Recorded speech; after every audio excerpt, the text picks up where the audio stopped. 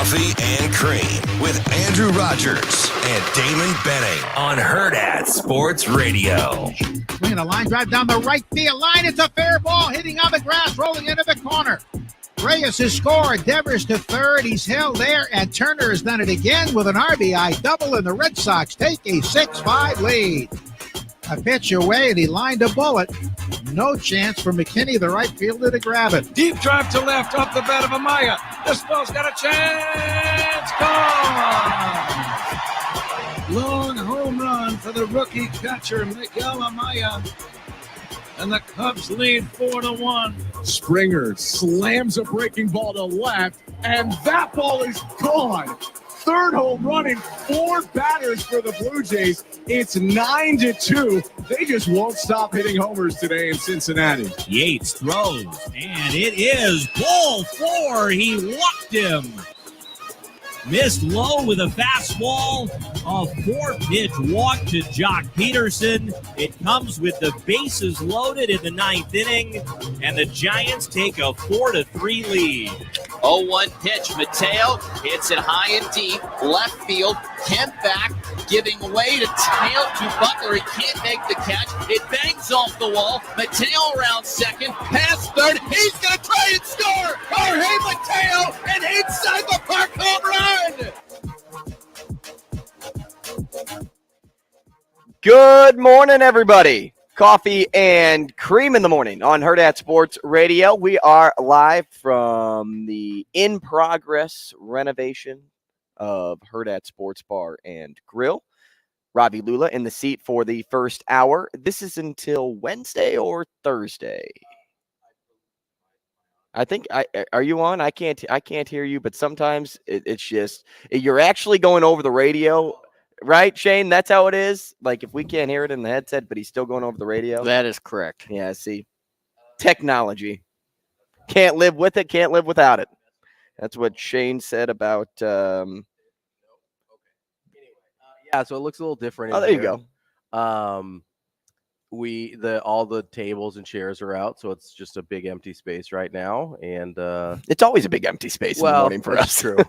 But it's more empty because there's no seats basically in the entire restaurant right now. Shane said they got the new sign out front, so that'll be fun. Yeah, they're ready to reopen on the 28th. Yeah, look good when it pulled up. Not too shabby. Next Monday is the big reopening, so we are looking forward to that. That's the 28th, right? Yep, reopening. Carry the 2. It's divided by... You know what? Let me use the windows here to do my math because it's so foggy and there's condensation all over the door that we could do plenty of math problems on there and be fine. It could probably look like Goodwill Hunting. Like we could go from one end to the other and solve like the most insane mathematical equation. But when I opened the door this morning, I told you it was probably like if you're at West Side's practice, we'll take DB, for example, and after practice, he just went up to Caleb and just used his left hand and just wiped the left side of Caleb's face. Like, that's how it feels to open up a door handle today. Yeah, it's a little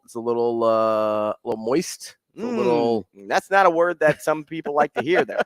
It's a little muggy and gross out today, but yeah, it's welcome to...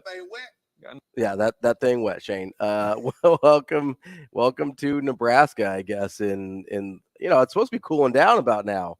Instead, no, gonna have hottest days of the year. 102, right? That's what it's at. What is the heat index? Yesterday I think it was pretty close to 120. I saw somebody say because they were out. Is that warm? It's a little warm. They were out at the Pink concert last night, which was outdoor at TD Ameritrade. Oh. And so, yeah, they're like, yeah, the heat index of about 120. I would not listen. Pink isn't like my jam anyway. Don't, if it's for you, that's cool. But well, I like the color. There. Oh, you mean the artist? Yeah, there is not a lot of people in the world I would spend that time outside for in the conditions that were there yesterday. What about Schick and Nick? Schick and Nick, I might have. I had a better chance with Schick and Nick than you would with Pink. Thankfully, they were inside here in our lovely space that to close. How was that? Dude, it was so much fun. They were closing down the Hail Varsity Club last event there last night. It was so much fun. And just the to see how many people were here. I mean, from where we're at on the studio stage, the H&H Chevrolet stage, all the way back. I mean, this place was. I saw the packed. photo. I saw the selfie. I couldn't be here. I was at home with the fiance. Yesterday was a pretty important day for her. Sure. It was the day that she lost her father. So, I spent the day at home, just making sure that she was, A-okay. So I was sad that I couldn't miss the event, but I was definitely in the right place. So that's why I ask all these questions. Yeah. Because I was really curious because, as you pointed out, not only from left to right, where we're sitting on the stage, but deep all the way I back. mean, you go to the back wall, and what was cool about it too is with these big double doors, you can sit people all the way back there, and they can still get the experience. Now, were Schick and Nick on the TVs or no? Yeah, so they were on the TV, at least in here. So I assume they were out there as well. It's just so cool to see kind of the, communities may be a strong word, but, I'll call it that, kind of the community that their show has created.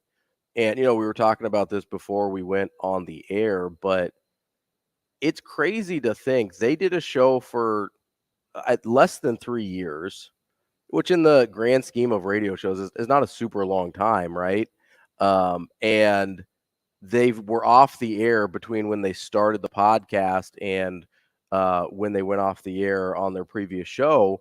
They were off the air for 8 or 9 years in between that. Themselves, right? Like together. Yeah. Like obviously Nick had his stuff that he's been doing. Schick has been at ESPN for a long time, basically since he left Omaha in 20. And we'll talk to Matt Schick later on today in the show. Yeah, which he's terrific. But it's crazy to think the show had not existed for 8 or 9 years and people still like clamored for it. Obviously the podcast has been a huge success.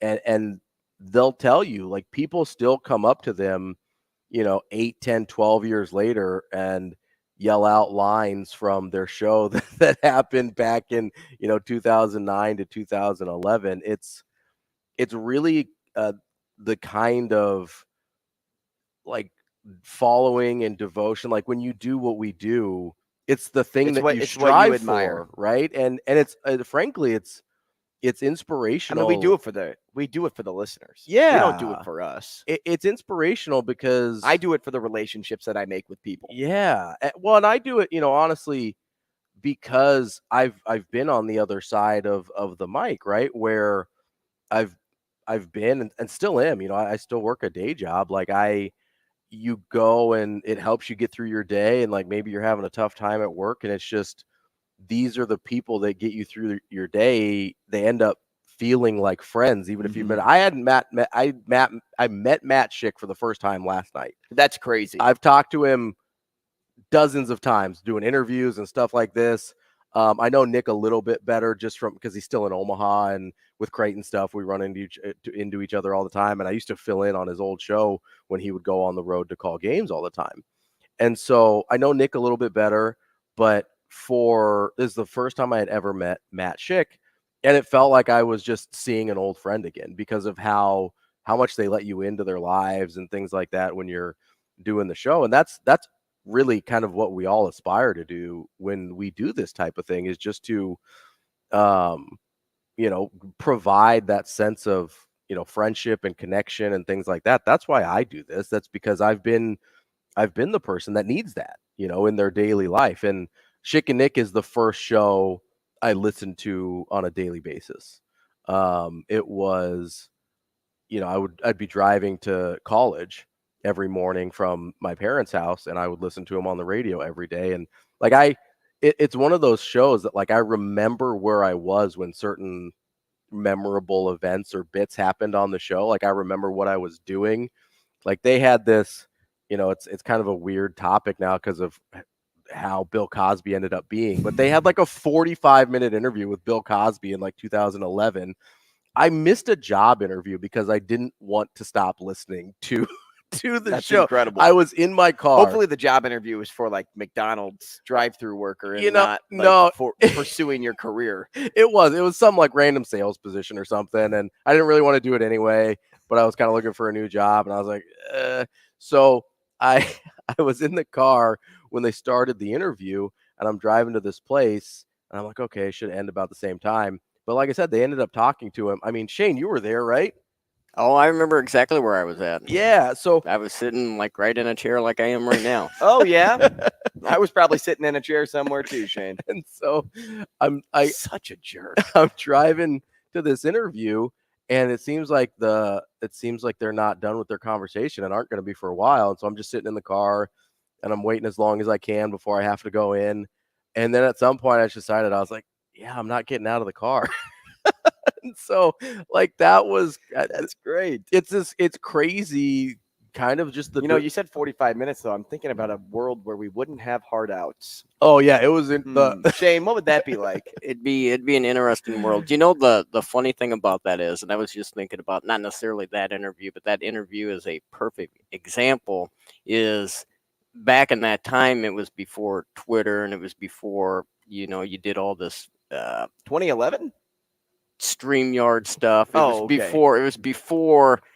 was in the time of radio where they needed to be on the guest, like Bill Cosby needed to be on the radio actually to get his point across. Okay. Sure. Whereas now they would just put a video out on Twitter or whatever. Yeah. So they wouldn't even, getting somebody like that nowadays is extremely hard compared to what it was back then. Yeah, because he was doing some shows in Omaha either that weekend or coming up there pretty soon.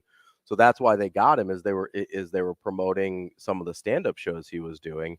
And Shane's right. You don't get a ton of that anymore unless kind of whatever radio station you're working with is part of a sponsorship for the events or whatever. So on music stations, sometimes you can get like stars that are coming through town or whatever. But yeah, it was a super random thing for Schick and Nick to be interviewing Bill Cosby. But then it was also just kind of one of the most incredible like pieces of radio I've ever heard, because you've got these two guys who obviously have like great senses of humor in and of themselves. And then you've got, for whatever he is or has been as a person, one of the funniest people that's ever lived in Bill Cosby. Right. And it was just this incredible, like, coming together of these two worlds. And like I said, it was like a 45-minute interview. I skipped a job interview for it so I wouldn't miss it, because it was harder to find stuff and like online and on podcasts and stuff back then. I don't even know. Did you guys even podcast the show back then, Shane? I don't think so. Yeah, I don't think they started. 2011, I don't think so. Yeah, like podcasts were like in their very infancy, and you weren't really putting radio shows on podcasts yet. And that's kind of the like almost charm about the kind of the Schick and Nick memories, right? Is that I'm sure those recordings exist somewhere in the archives of, if they haven't deleted them. Oh, I have them. So Shane, good. I'm glad Shane has them. But like they don't exist on the internet, right? They're not just out there. You can't go back through these archives of a podcast to just go and find them. And so it's almost radio gold. It feels almost kind of like a fever dream. Like, was that a real thing? Did that happen? Like, did Nick Baugh really say explodes all over my chest on live radio? And he did twice. And Nick Baugh says a few things. Salsa explodes all over my chest. Nice. So the best one, and I told Nick this last night when I talked to him for a minute, was, so he said that that's the original line. And then back in like 2010, there was an NBA lockout. And I don't know if you remember, some of the stars kind of hinted at like, oh, maybe we'll start our own league. And Nick's like, because obviously Nick played at Kansas and Creighton. He's like, if you need some guys to fill in for that league, I'd be happy to step in, maybe take a charge from LeBron James. And then he like goes into pretend play-by-play mode, and he goes, LeBron James coming down the lane, explodes all over my chest. I almost drove off the road. And yeah, so it was Dominion. It was Dominion. Probably the greatest drops of all time. He's got some of the best one-liners out there, which is what that makes him so attractable to an audience. Yeah, right? they're so relatable, because right? you know a Nick Baugh. Yeah. Right. Everybody knows a Nick Baugh without actually knowing Nick Baugh. It's like your friend that has the best one-liners that can always make you laugh. And you're like, man, like, why can't I be just naturally funny like you? That is Nick Baugh. Like, for me, yeah, it's Brad Thompson who does the Cardinals color commentating, because I used to work with them at ESPN Radio in St. Louis. Okay. He had the best one-liners. The best. Like, Yeah. if you put him and Brad Thompson in a room, they would kill you just from laughter. Everybody also knows a Matt Schick. Yeah, right? absolutely. Somebody that is a family guy. Like, how many kids does Schick have? 3, 4? He's got 5. 5 kids, Yeah. okay. Somebody that it's just that open personality that's straight and narrow, but can really kind of fall off the road a little bit, but come back on. The funny thing is, and I don't mean this in a disparaging way at all. Like, Schick can come off a little nerdy. Like, he kind of can come off that way, and in like the best possible way. But that's what makes him so good. Well, and you feel like there would be such a difference between him and Nick Baugh. Like, okay, this Division I athlete, like, and then you've got kind of the AV club kid, and they get along and they're like best friends. Like, it's so great how because Nick was stealing his homework. It doesn't matter that like Nick is this former athlete and Schick is just this former TV guy and stuff like that. It's their friendship makes me so happy. But those are the type of people too that exceed on television, like especially on play-by-play calls. Like, Nick is the perfect color commentator because he knows the game. But he also can just like fit something in, which is like this weird analogy that you would never think about until you hear him say it. And honestly, like a song line, like a bag floating through the wind or something, like, and he compares it to a play. It's just like, wait a second here. I love. How'd we get on Fritos? And I love, honestly, my favorite version of Nick Baugh outside of the Schick and Nick show is when he's on Creighton games, because he goes full send on Homer mode, which is my favorite thing in the world. Because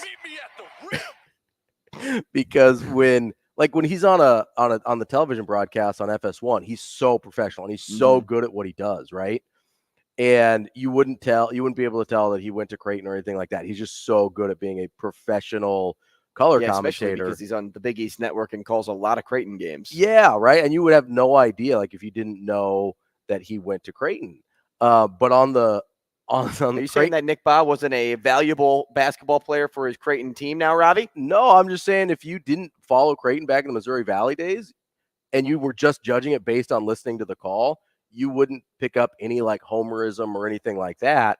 But then you turn on a couple of the games that he does for the radio network as the home broadcaster, and it goes, you've still got the knowledge and the professionalism and all of that, but then he goes full send on Creighton Homer, and it is the most fun just listening to him call Creighton games. It's incredible. Shane, let's go to line 1 and talk to B. By the way, a lot of that stuff was probably my fault, because I would just play his drop laughs over and over and over again, and he would just laugh.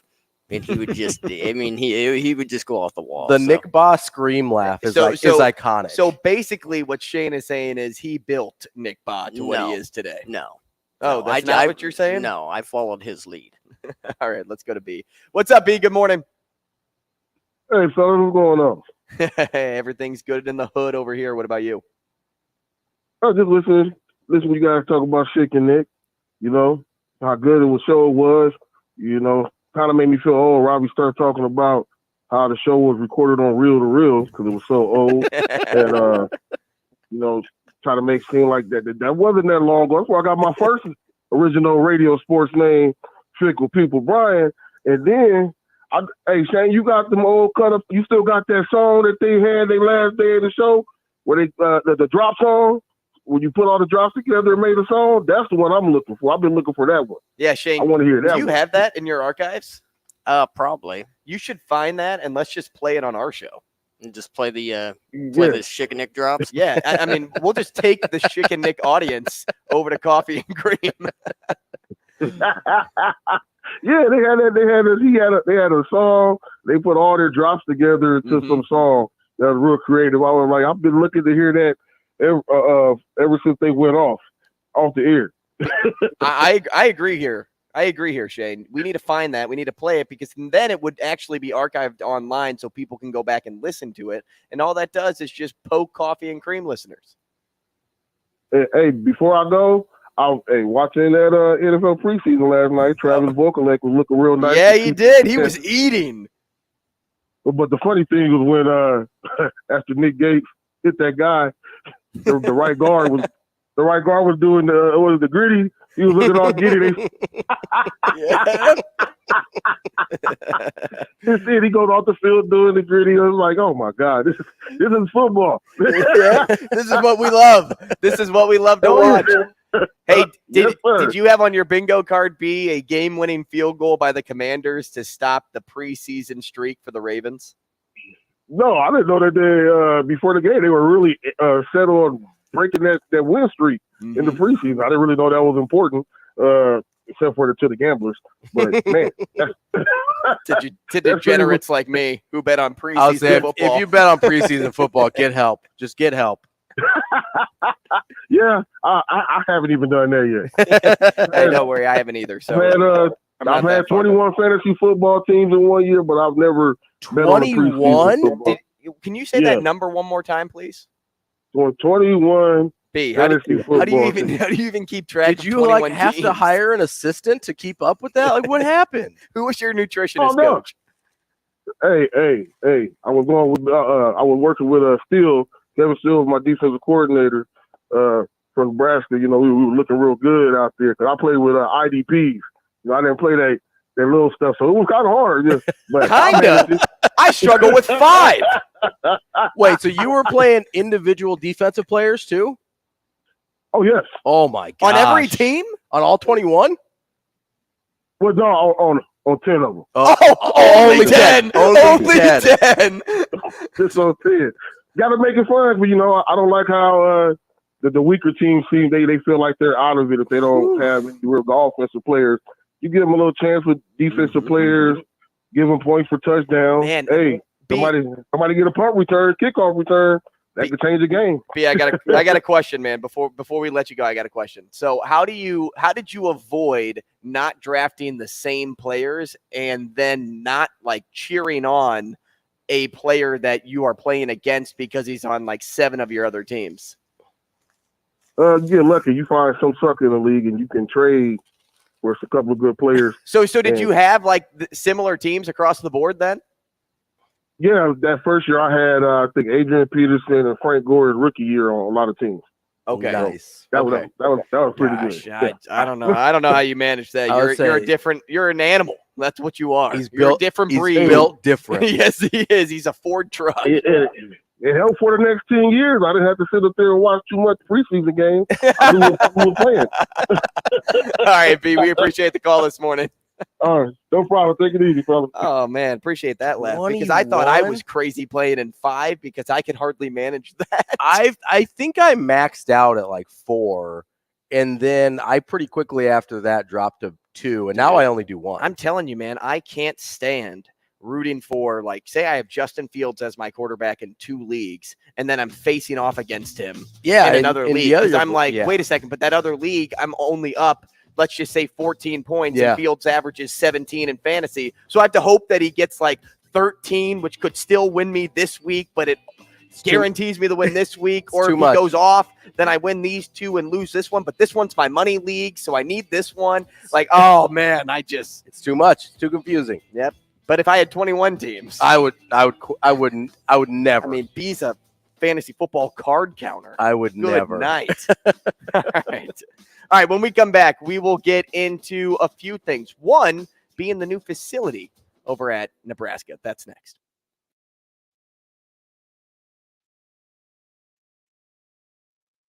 We will be back in 5 minutes.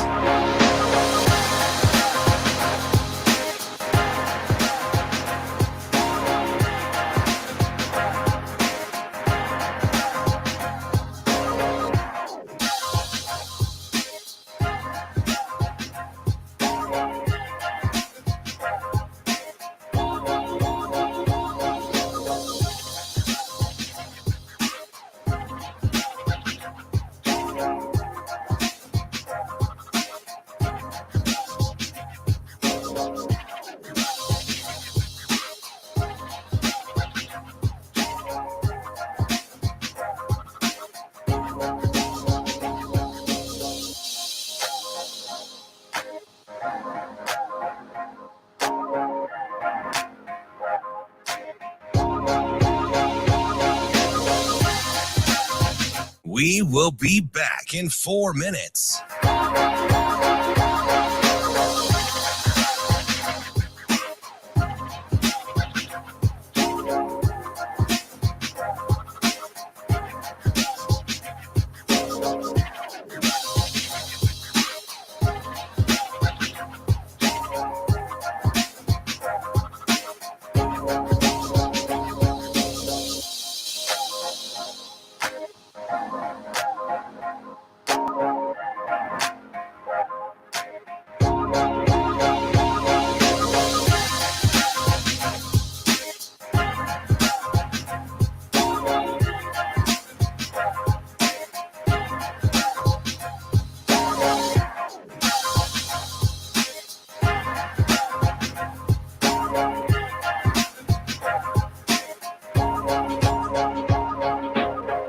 We will be back in 3 minutes.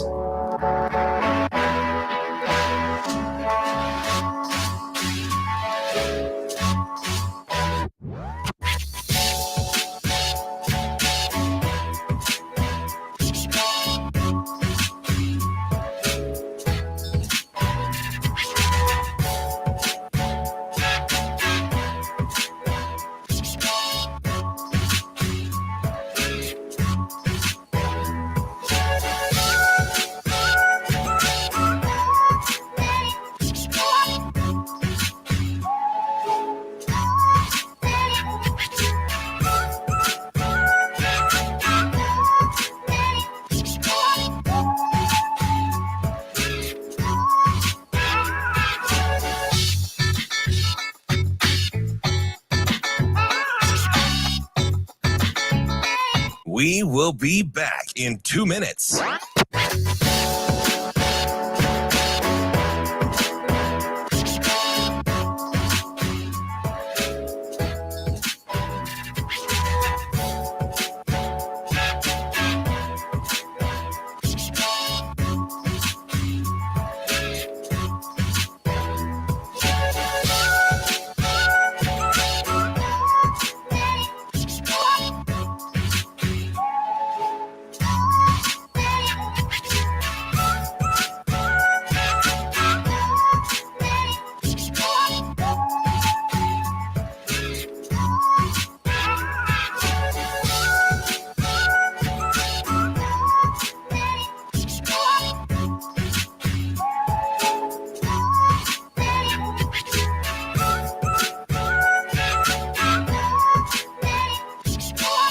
We will be back in 1 minute.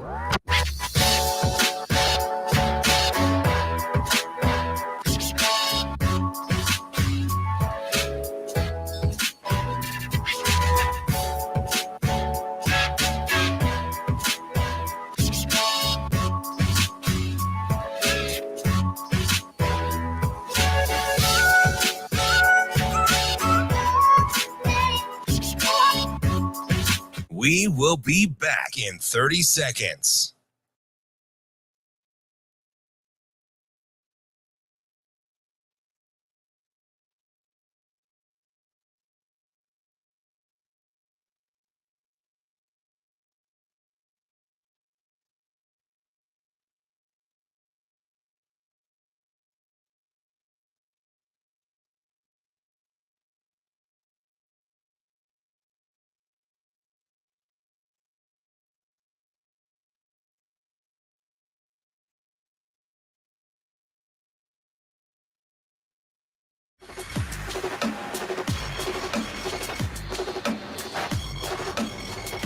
Coffee and Cream with Rogers and Benning on Hurrdat Sports Radio.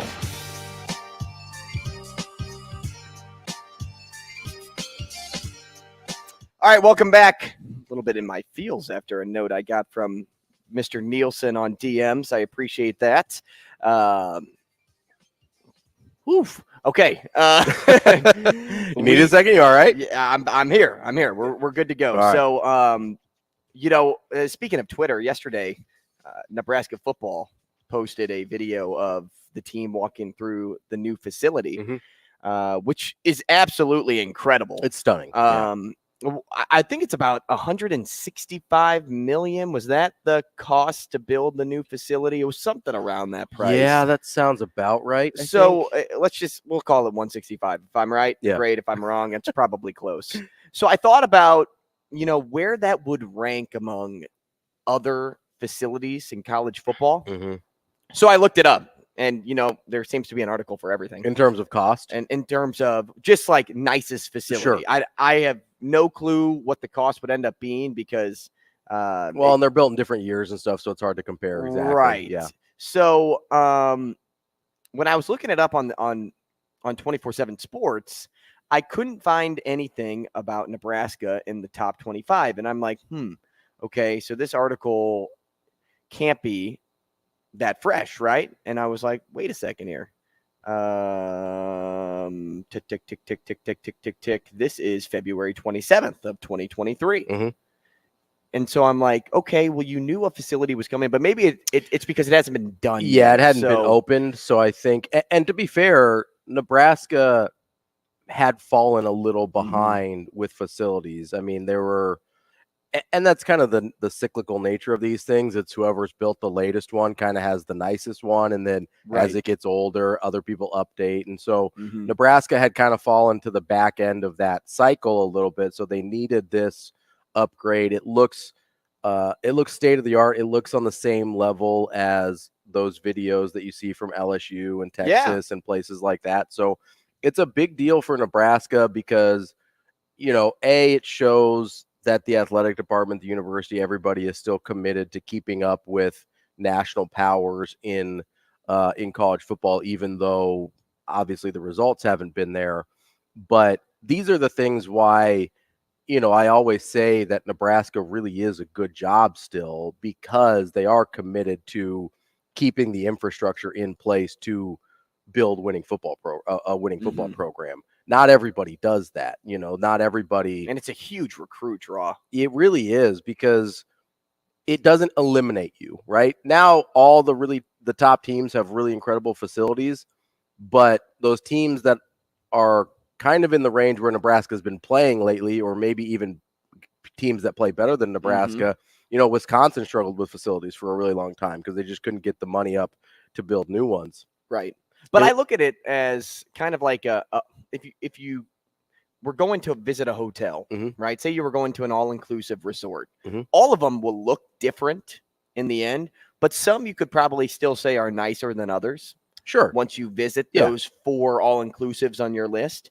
So that's kind of how I look at this with Nebraska. Like they have similar features to what LSU has, Texas has, South Carolina has, Alabama, Georgia. There's a lot of things in their new facility that they have, but what is something that they don't have? Does everybody have a walk-in car wash? Like when you get off the field and you just walk through the shower spraying from your right and left? Do they have nap pods? Do they have what about this makes this feel like this is nicer than that last one? Sure. And I think that's where all these college football renovation minds are competing. Yeah. Is, okay, what's that one thing that can make us different? What's that one thing that can get us to be remembered by a certain recruit?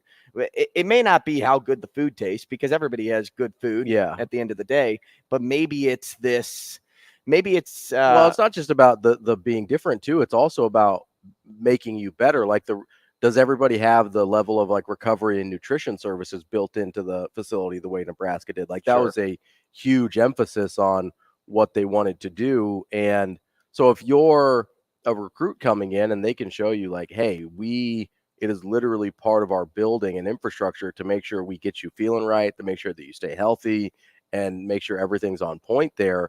Like that can be a difference maker too, because you look at it and you say, okay, I'm able to maximize my abilities here in a way that maybe other teams haven't thought about, right? Like the recovery portion of it's such a huge deal because obviously the better you can recover, the better you can practice, the better you can train, the better you can play. And that's kind of, back in the day it was, okay, facilities and weight rooms and strength and conditioning and stuff like that. Well, everybody does that now. And then it was like nutrition and the training table and all that. And everybody does that now.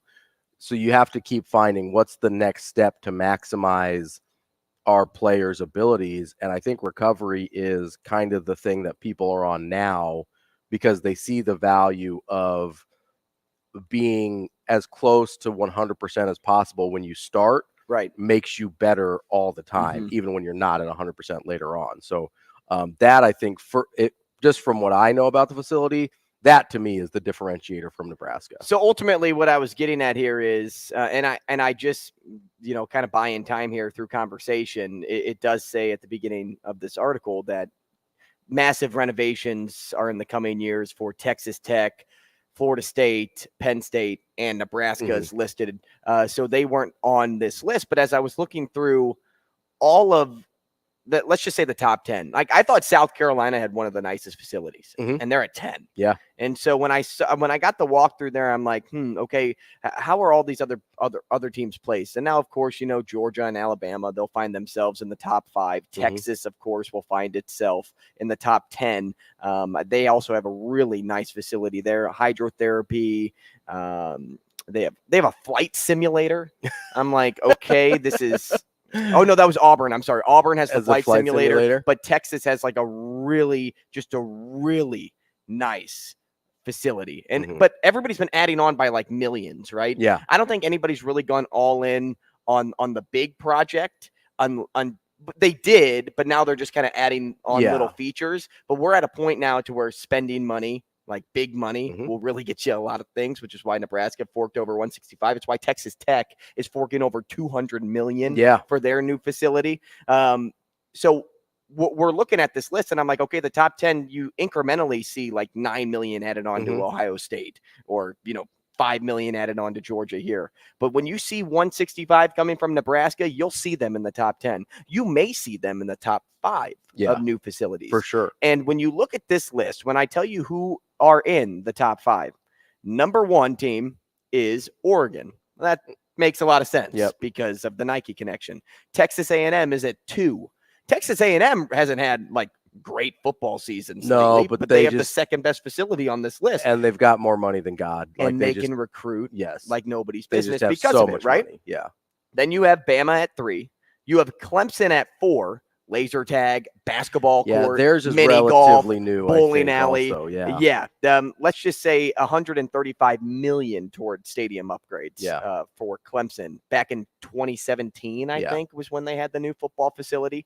And then Georgia is listed at number 5. Look, kick one out. You may kick out a big dog. You may kick out of Georgia or in Alabama because their renovations were made 5-6 years ago, and yours is brand spanking new. Yeah. So all this does is help Nebraska in the long run. Darn it, I wanted to get to that Knicks thing, and all of a sudden it just kind of went sideways because we're talking Illinois football as a part of the Big Ten whip at 7:45. So I guess we'll put that thing on hold. We'll just set it on hold for now. Maybe we'll get to it later on in the show. We'll do the Sports Six Pack at 8 o'clock. We'll get into some extra thoughts from the weekend. What we heard from Matt Rhule. I kind of wanted to talk about captains, but no captains. Not like Robin Williams, Shane, oh, captain, my captain. But I was thinking what I mean. I was thinking Kurt Russell. Oh, okay. You're always thinking Kurt Russell, aren't you? Yes, he is. It's all only on the brain. And then there was something Deshaun Singleton said, which is great to talk with DB because he's been on his watch list ever since the start of fall camp, I would say, right about the start of August. Yeah, I think we'll so. talk Michigan football at 8:45 with Aaron McMahon. News coming out about Jim Harbaugh's suspension. Mike Schaefer at 9 o'clock today. He's Nebraska football and recruiting for 24/7 Sports. And then, as I mentioned, Matt Schick will come your way at 9:45. But we may save this Knicks drama for tomorrow. Okay. Because I'll have you tomorrow morning. Yep. I may push it off to tomorrow. It'll still be, it's still relevant. Well, and super weird. It's just weird, right? And super weird. And that's kind of what I wanted to talk about. You talked about skipping a job interview to listen to Bob or Bill Cosby, right? On Schick and Nick. This is, let's just say 10 times weirder.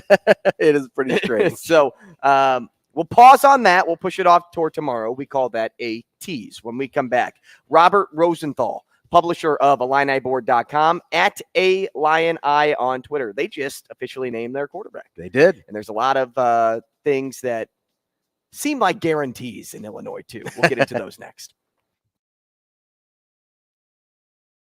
The The show will be back in 4 minutes.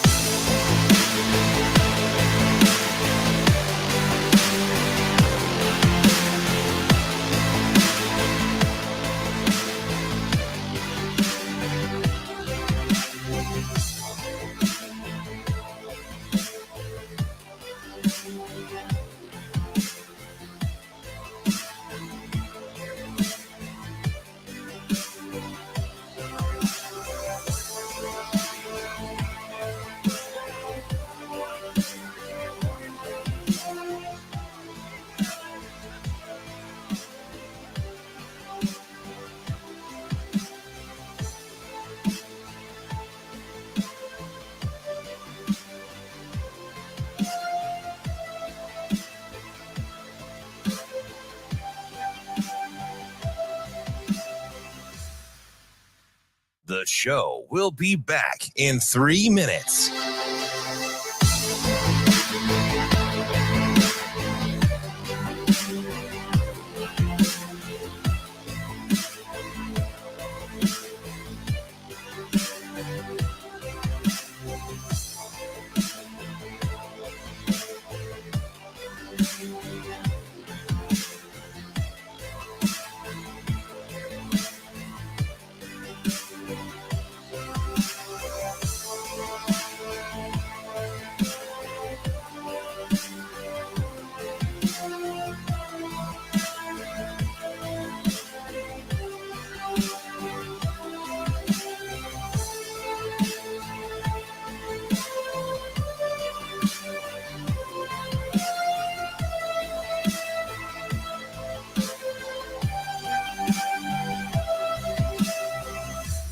The show will be back in 2 minutes.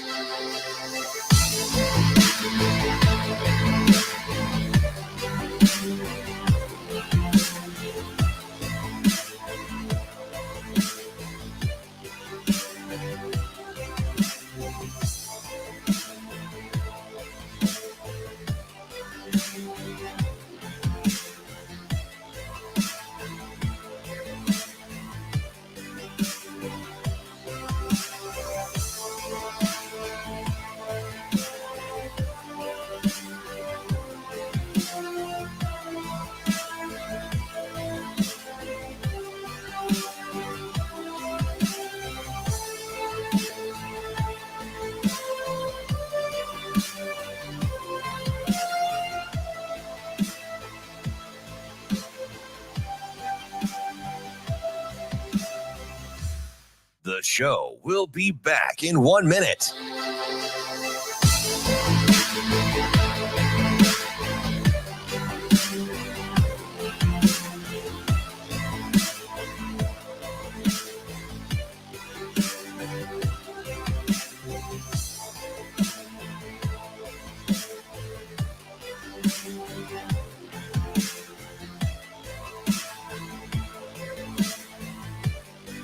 The show will be back in 30 seconds.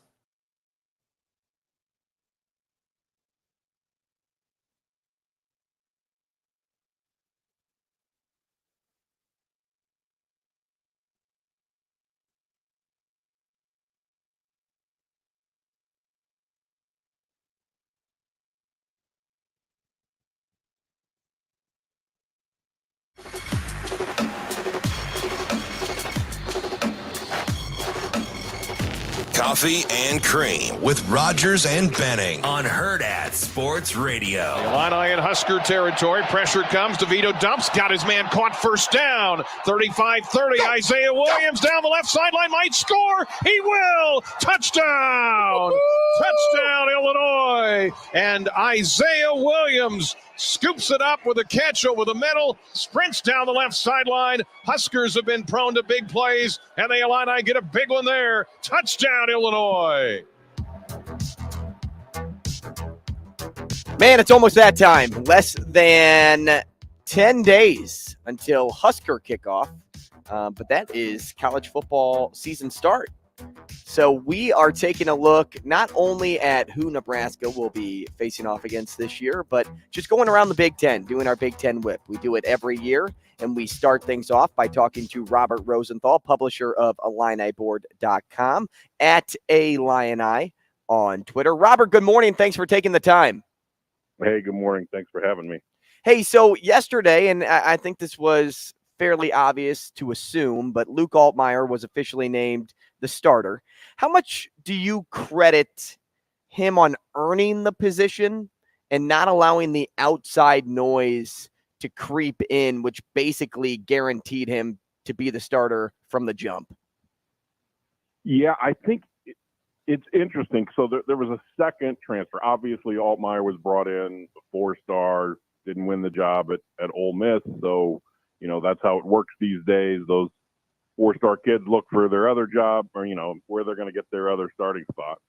And he came to Illinois. But the second transfer, John Paddock from Ball State, who was Ball State's starter last year. He's actually an Illinois legacy.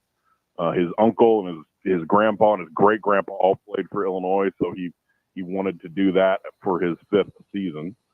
So it was, I think, more of a competition than most people thought.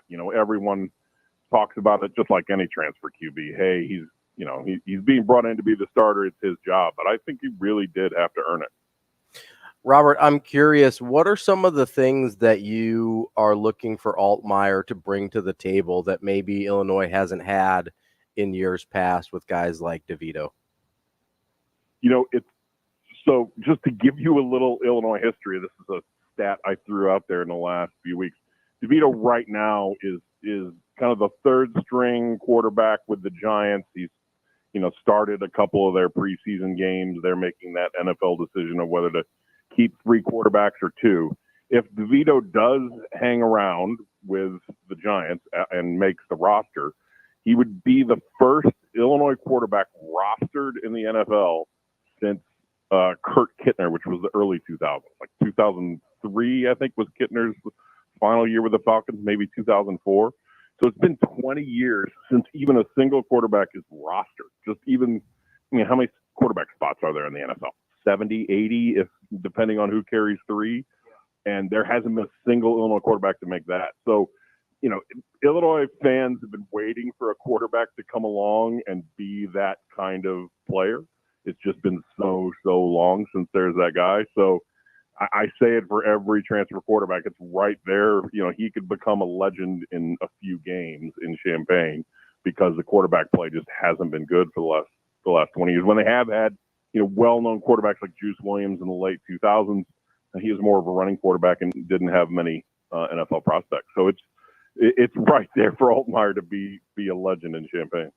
Now, you mentioned quarterback play not being too strong, but defensively, you guys have looked very strong in recent years. But with all the young guys, with all the transfers and underclassmen filling major roles, in particular the secondary, do you think they can be as effective as they were last year?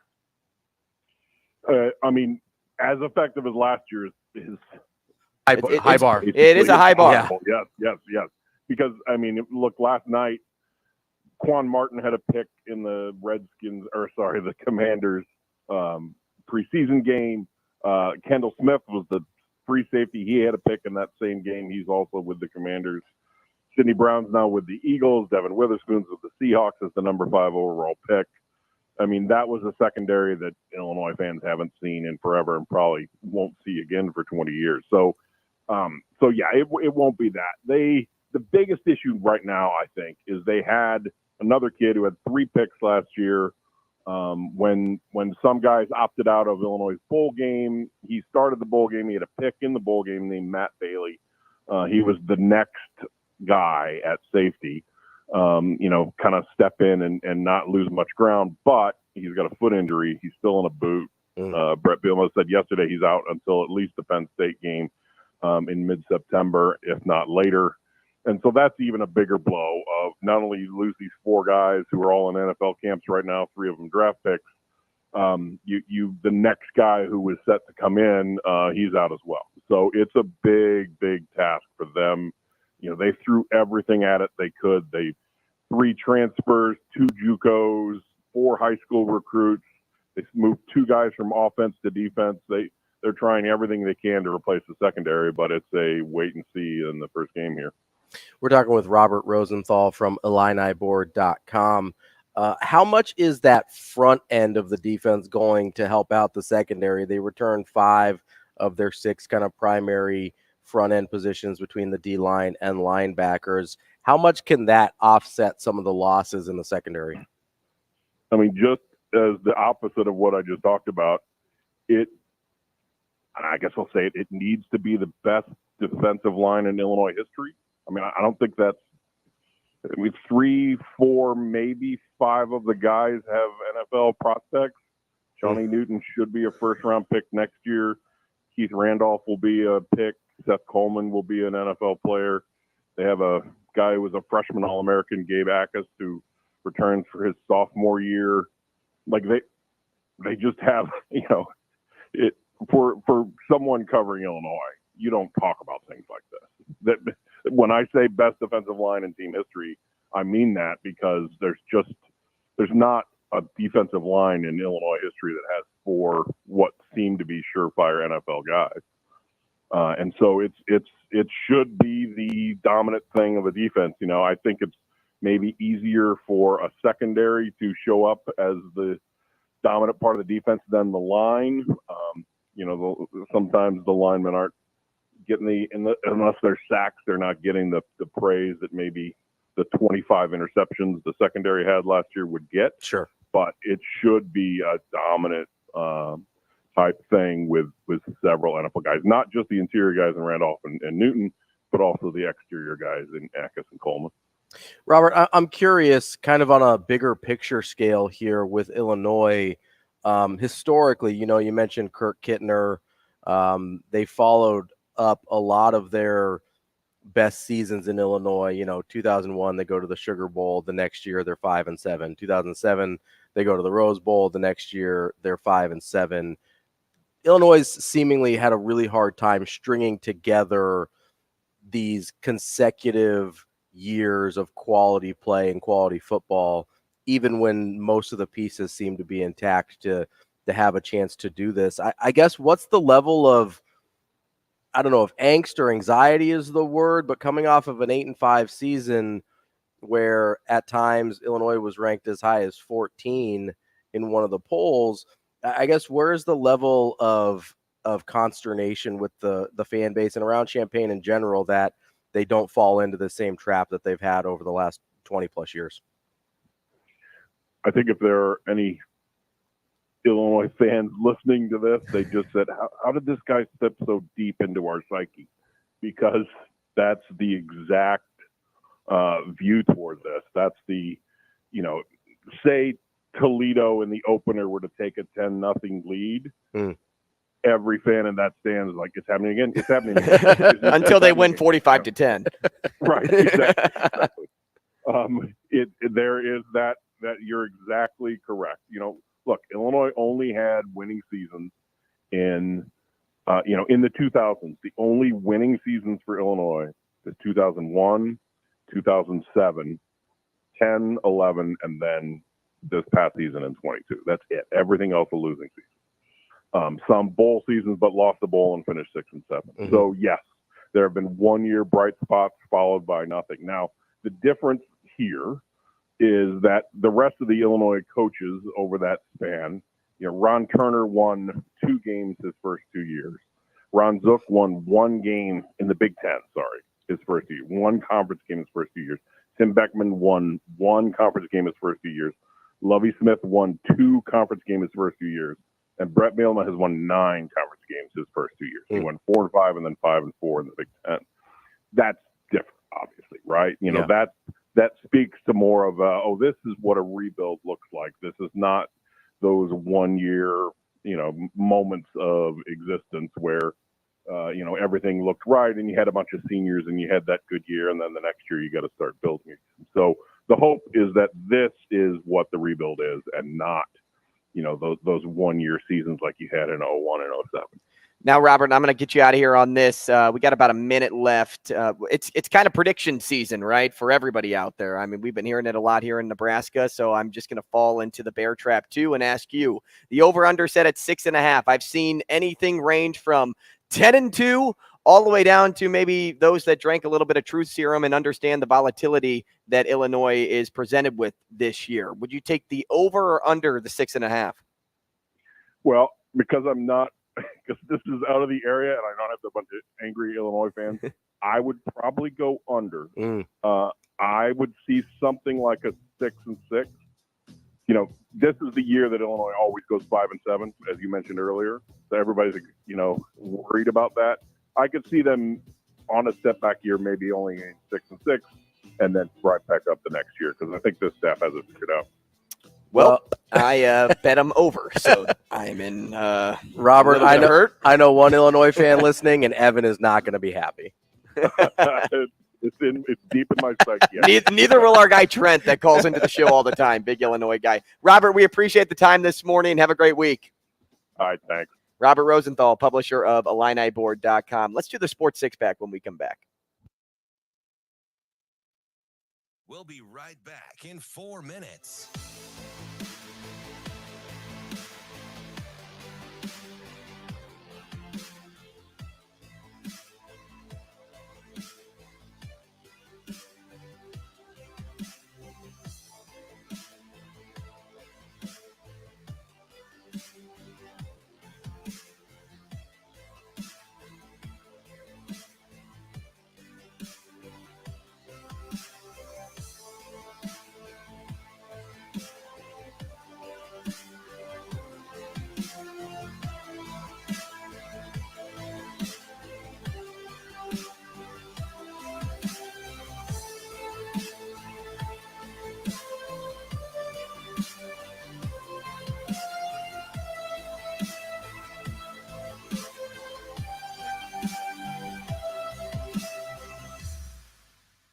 We'll be right back in 3 minutes.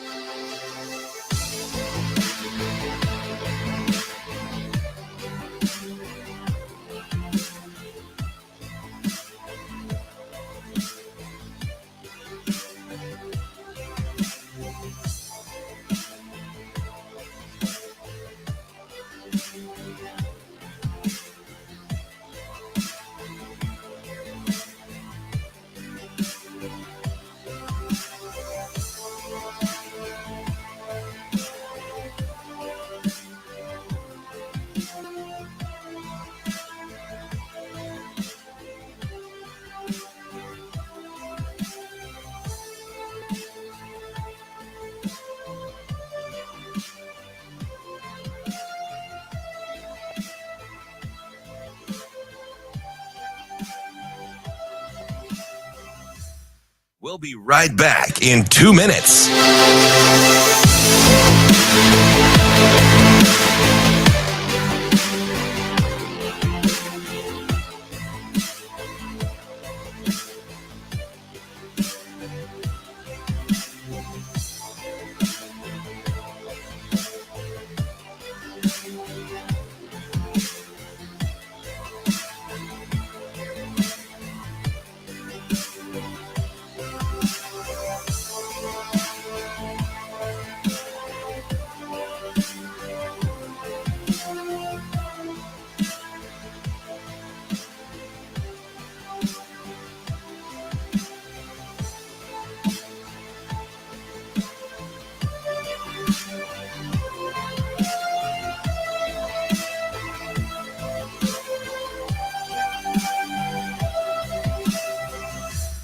We'll be right back in 1 minute.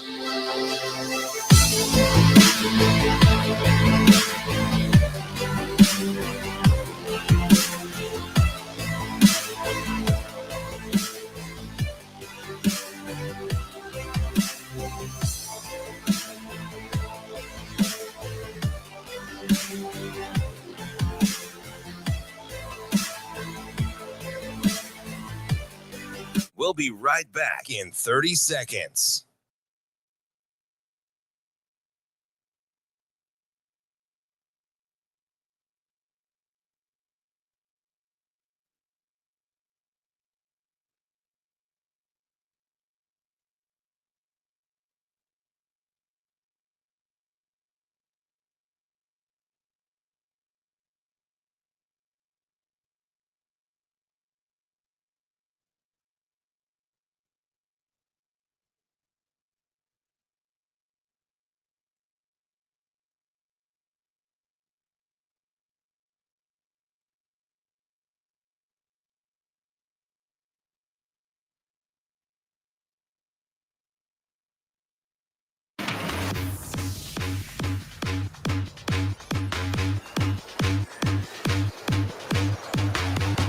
Coffee and Cream with Andrew Rogers and Damon Benning on Hurrdat Sports Radio. All right, welcome back. Top of the hour here on Coffee and Cream. Robbie Lula, Andrew Rogers. DB will be joining us here shortly, so stick around for that. A lot of renovation going on outside. I got to tell you, Robbie, I'm happy I'm inside. Oh, absolutely. It is terrible out there. I opened the door to see if Boss Man Bill needed my phone for some extra photos, and I quickly closed it. Yeah. Because as you can see, I'm wearing long sleeves. Yeah. It's what I do whenever we come in tight. Because I kind of said it yesterday, like, it gets a little chilly in here. Yeah, with the air conditioning, it gets a little chilly. I'm like, okay, I'm going to wear sleeves today. And then I walked outside and I'm like this as I'm going to my car, rolling up the sleeves. So mine's always the glasses. My glasses fog up the minute I step outside. Yeah. When it's like this, dude, it's the worst. And I wear only sunglasses. So that only happens to me when obviously I was driving around yesterday. Yeah. But for you, I totally understand what you're saying because Jacob Padilla had the same problem. I saw him say something on Twitter about that. So yeah, weather-wise, it isn't too fun over the next couple of days. It is nice to see, some of these high school teams be able to get out to practice early in the morning. Yeah. Although, as DB talked a little bit about yesterday, like it is obviously hard sometimes for some. Let's just say some schools, some people to either get to just practice in the early logistically, hours because you have to take the bus to school or whatever it is. So it's unfortunate, but it's the only way to do it. If you're going to practice outside, you have to practice in the wee hours of the morning. So it makes sense, but I'm sure that he's going to show up and be like, "Whoo, I'm happy to be back in the AC."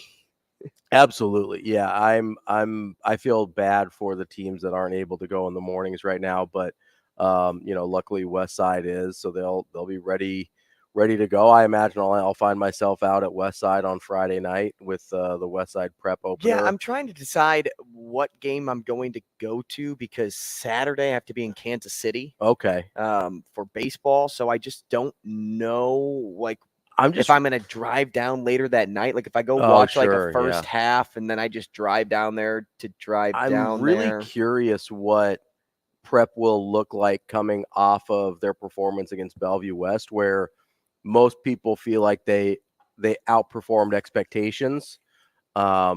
Really curious to see if that was just, hey, they're really hyped up for the number one team in the state. It's their first game of the season, or if prep is actually going to end up being better than maybe we gave them credit for. Thursday, I think I'm going to go out to Papio Miller North, and then so I'll get, because Miller North is a lot of people's, I don't know if sleeper is the right word because they're ranked in the top 5, but kind of their breakout candidate this year. And Papio might be a little better than people think as well. So I'm excited to get out to hopefully a couple games this week. Is it crazy to think, too, that and maybe it's not prep, but maybe also Bell West isn't as good as people give I them think credit for? Like, is that crazy to say? And that's part of why I want to see prep again when they play Westside this week, because if they play Westside to the same level that they played Bellevue West at, then maybe it's a prep thing. If Westside handles some business against prep, then maybe Bellevue West isn't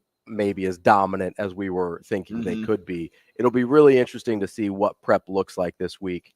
It's because you could very easily have kind of a letdown game a little bit after going so hard against Bellevue West. So I'm really interested to see what they look like. Well, I'm actually curious too, probably more curious to see if Westside is as far in front as people have given them credit for this offseason. Yeah, sure. It was when we talked to Mike Sauter last Friday, it was West Side and Bell West against everybody else. Then DB chimed in and said, no, I actually think it's probably closer to like 4 or 5 teams up there, or maybe the top 7 teams. And then, it trickles off a little bit. So as I listened to 2 of the experts that have been around the high school game for a long period of time in this area, I'm like, okay. And not that I'm like, okay, I believe one and not the other. It's like, no, it's crazy that these 2 have been around the game for this long and have different opinions on what this season could actually look like. So the strength of Westside that's what I'm most interested in, coming off the state championship run, seeing how much they returned, and also seeing the challenges that are presented for that team this year.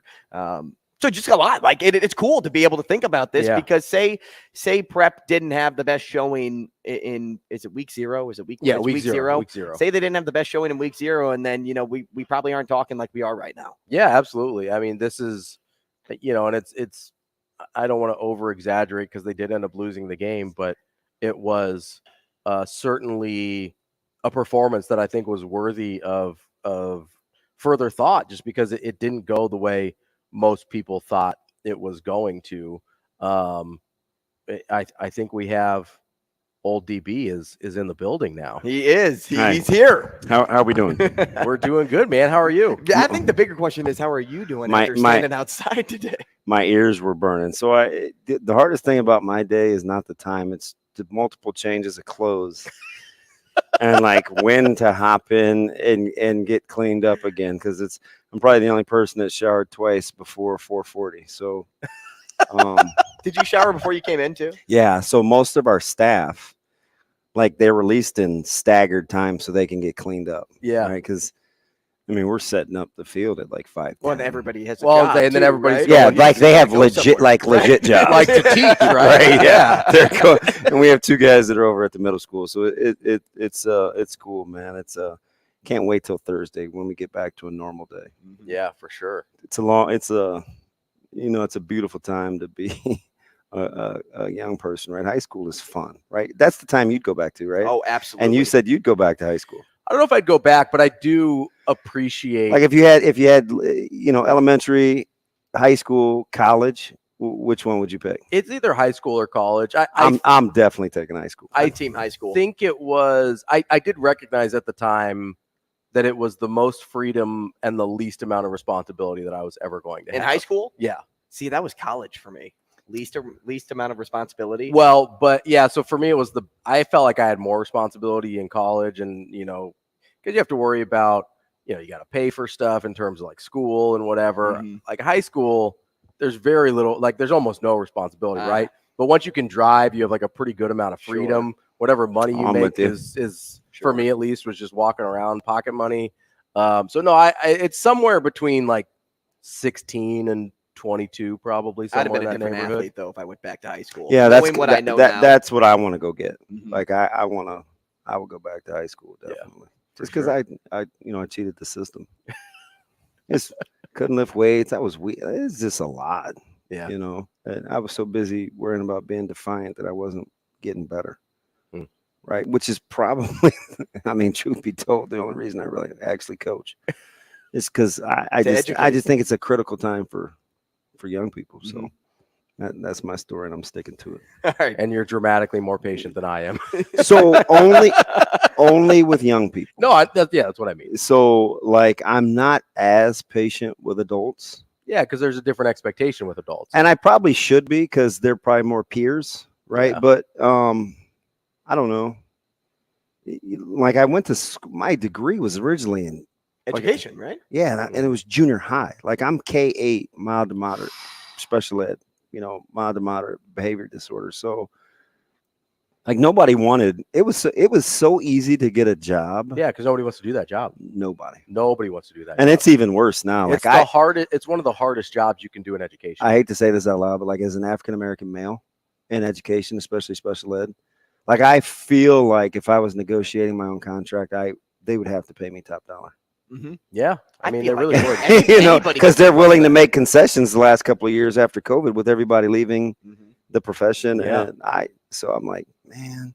But then I look at 12-hour days too. Oh yeah, right? I mean, like, there's a reason nobody wants the job. Dude, Jay's an admin, and she gets home. She'll roll in at 5:15, 5:30.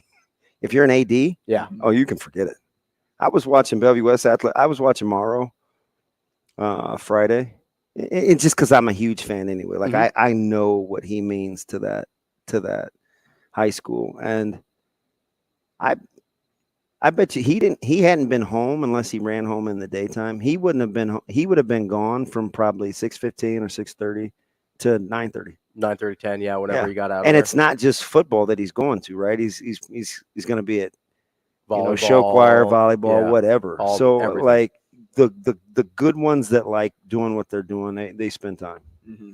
Well, it's funny you say that too, because I was listening. I don't know if you guys saw this yesterday on Twitter, but Matt Damon was doing an interview with his mom. His mom's a teacher. And so he was getting asked this question about job security through acting. And is that like why he like really like strives to be the best, or like grinds his way to the top so that he has job security? And he like stopped the question mid-sentence and he's like, you think I do this because of job security?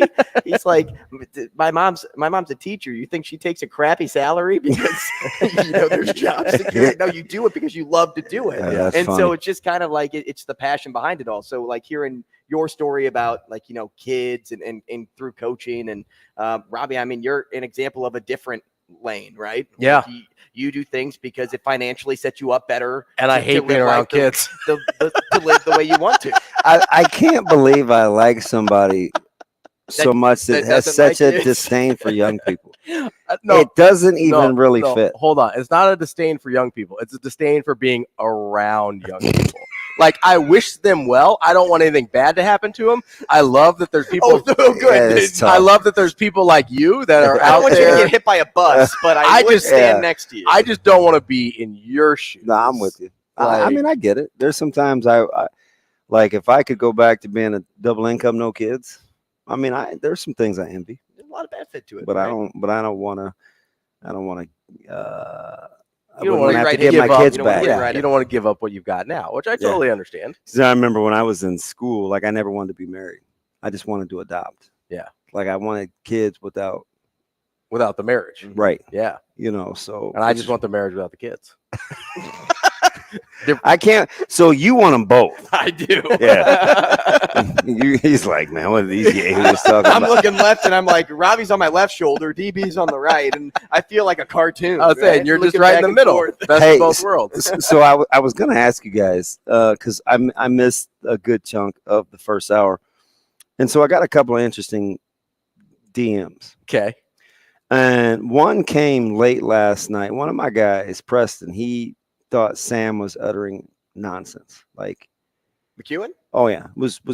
He's like, there's no way you were agreeing with this guy, right? I mean, the geniusness of Whipple, the crediting of Applewhite, like clearly he's not listening to Coach Barthel about, 4 and 5 yards. He's talking about guys.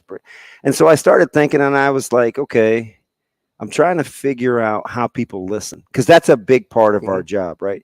Because if you get distracted by what one or two people say, like sometimes you feel like that's the majority, because it's fresh. And then in the same vein, I had one of my guys in Minnesota where he's like, hey, I'm an eternal optimist, right? I usually think this, and this, and he's as in tune to what's going on as anyone. He's a huge Husker fan. He's the one that told me like 6 months ago that folks were investigating Minnesota, right? Like he like stays in tune, and he's like, I'm usually an optimist. He says, but I'm just not vibing with this year. I just don't think it's gonna go well. And he didn't make a prediction. Yeah, he did actually. I think he didn't think that they were going to get to a bowl game. And he said, I don't really have a good reason why. He just keeps his ear to the ground. So it made me that queasy feeling that I felt last week. Right. But both those guys, the catalyst for my thought process is how people process information.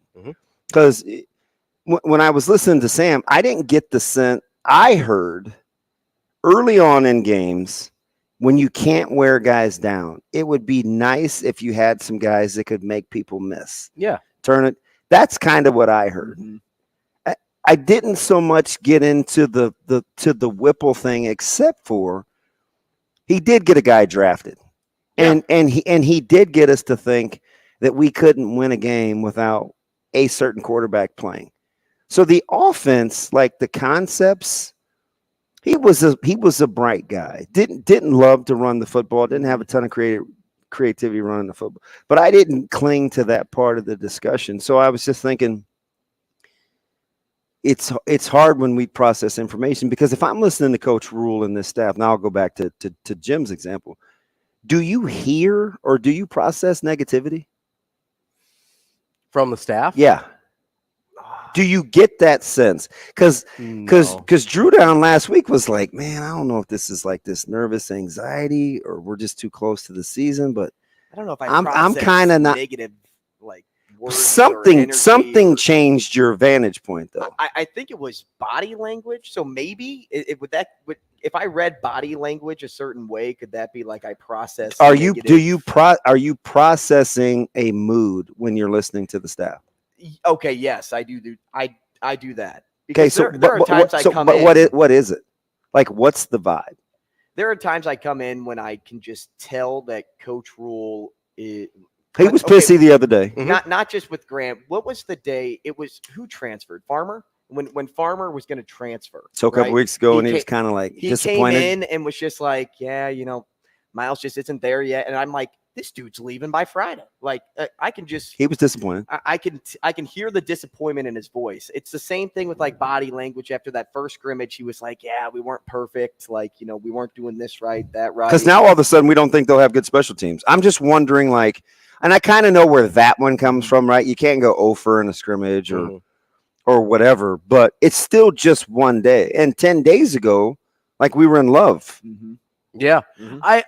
I think it's interesting because it's fun. Like, your brow is all sorts of furrowed. Like, you're giving me a lot to think about here because I'm trying to put my finger on how I'm processing the things I hear out of them, and I don't think it's been a negative attitude. I think there's been times where he's been frustrated. I think there's been times where he's been disappointed, but I've never got the sense that he thinks they can't win this year. And whatever that means, right? 6 or 7 games. Like, I think he probably thinks that's definitely on the table. Are you a 5'7" guy? No, I'm a 7'5" guy. 7'5"? Yeah. You're 6'6"? I was 6'6" from the beginning. I think I'm 5'7". And listen, anything in that range would not surprise me. 5 wins, 7 wins, nothing in that range surprises me at all. Like, I'll firm it up on Monday. Yeah. Right? Because, I mean, it'll be like Game week. prediction week, Right, and we'll like be full. Although this week seems like prediction week, does it not? Everybody's coming out with their It is. take. Yeah. It is. I was surprised to hear our Illinois guys take the under on That's what 6.5. It's so here's the Illinois thing. It is because by the way, who did that research for you? My buddy Evan. Okay. Evan Stone. That was unbelievable. That's who. So I'm like, that's who I got. Is Ravi in the cut? Great. Is Ravi in the cut? Is he like laying in the weeds, turning into a radio nerd like the rest of us? So I low key really like watching Illinois. Yeah. But I talk to my buddy Evan about Illinois all the time. That's where I found Robert. He is their friends out there in Champaign. He lives in Champaign. Dude, are you just letting him? He's finding our guest now. Letting him go. Listen, well, I told him after the last Mocha. Well, I came in and I go, "What are we talking with Illinois about?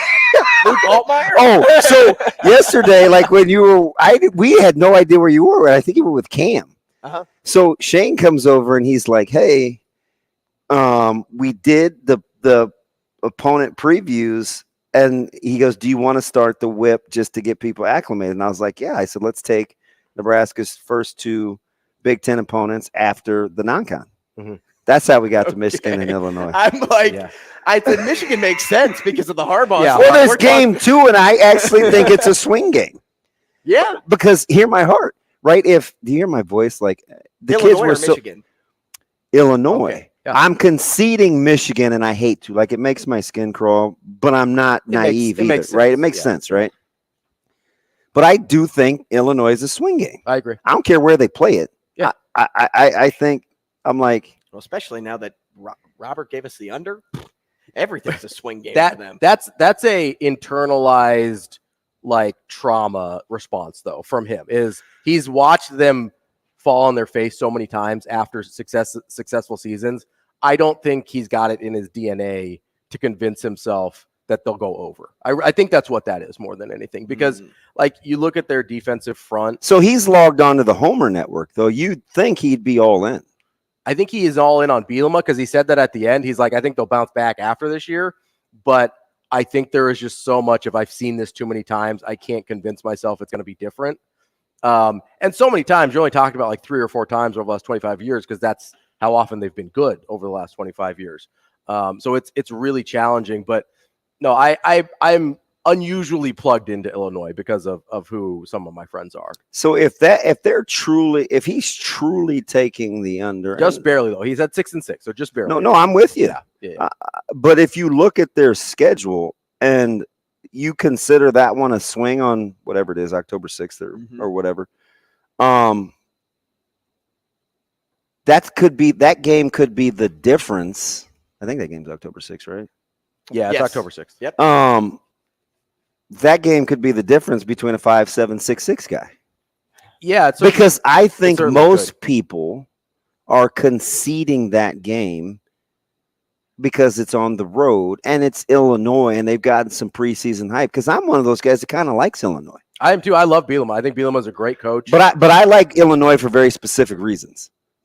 I like him because I love their D line. Mm-hmm. Now they're missing their brainchild. I mean, he's over in West Lafayette. Yeah, but then they took Wisconsin's brainchild, and he's an analyst now. Right. So I think that helps honestly a ton. Yeah, he broke us off a call the other day. That was kind of scary, just because of that pre-existing relationship. And I was like, I took a recruiting trip to LSU. No, but anyway, I don't even want to get distracted. Because I did visit them coming out of high school. Listen, I've been to Champaign. I don't mind it, dude. It's probably better than it was when you went. Okay, because the state when he got recruited. Yeah. Because you said you took a visit there, right? Dude, I think my recruiting host is like a high school coach somewhere. Really? Yeah, it's Camino Bell. Oh, nice. Yeah. So, but anyway, like if Illinois is kind of like, but the national media is like, ooh, we're kind of high trending up. Those are the games, like if Nebraska can swing, like I don't get to land the plane. I don't get how you have strong feelings one way or the other based on what you originally thought about this football team. Because we don't know anything. On Nebraska, you mean? Yeah, so how are we listening to the information? Like, how are we processing arriving at these clues? Do you know what I mean? Yeah, so like if you thought they were going to be 7-5, yeah, you should still think that, right? Yeah, it couldn't have been a bets thing. No, right? Or and Farmer. if you thought they were going to be 6-6, it's not like, oh man, that was, dude, without Miles Farmer, the second leading tackler. Yeah, I'm gonna take him down a game. So I know you hate doing this, but part of it is okay. So I look at the schedule. I love when he disarms me by telling me what I don't like. Well, so it's I'm gonna Jedi mind trick this dude because I told him he doesn't like it. He's gonna be like, no, Robbie, I'm all in. No, Robbie, I'm all in. We've done this before where you go through the schedule and you're like, hey, we don't know who Nebraska is yet. We don't know much about them. We don't know a lot about these other teams. But I would humor you and pick games, right, without knowing. So, but as I look at Nebraska's schedule, I don't look at it as horribly daunting, right? Like it's a manageable schedule. 100%. So I look at them, and the way I process the information is, you're right. We haven't seen and we don't know a bunch about this team. But what I look at, I say, okay, Nebraska shouldn't be beating themselves. The way shouldn't be beating themselves the way they have in past years. We've got adults running the room who aren't going to onside kick against Northwestern up however many points. We hope, right? It's tough crowd, man. It goes to my core belief that I don't think it's that hard to win 6 games. Like that's what it is. That's how I process the information. If you're a functional football program, it's not that hard. Just roll out of the rack and get 6, huh? If you're an adult, know how to run a football program. Remember when we thought it was like that with 8 or 9 with Bo? Well, man, you just get out of bed. Some people did. Just got to get there. Some people. Wow. Right. Well, we didn't do the 6-pack, so we'll have to do that later on in the show. We'll take a break.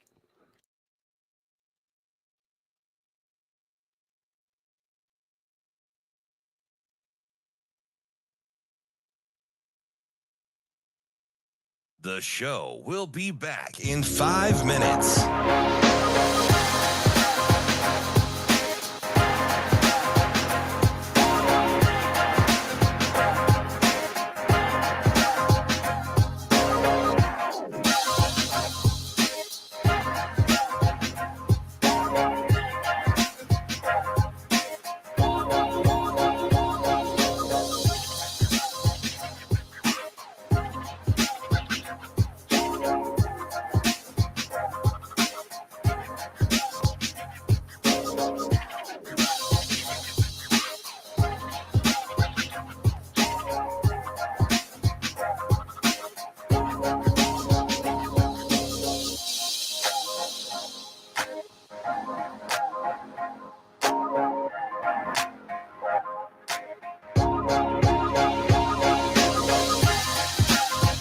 The show will be back in 4 minutes.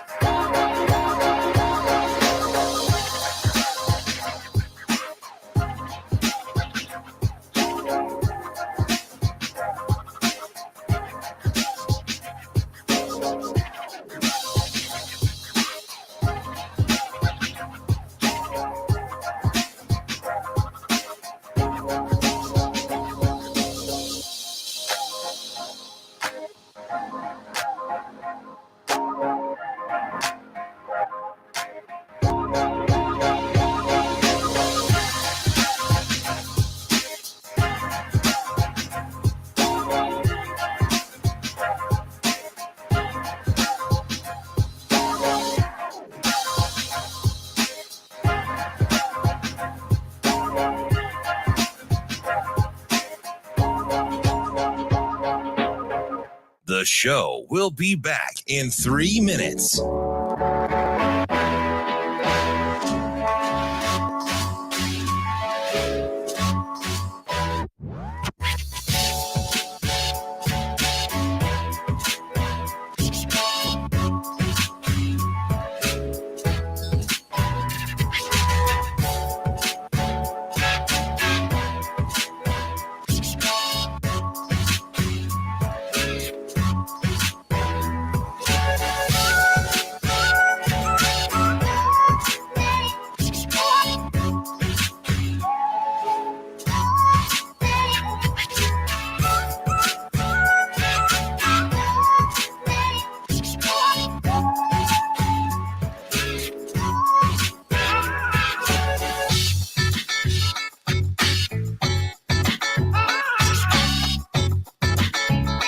The show will be back in 2 minutes.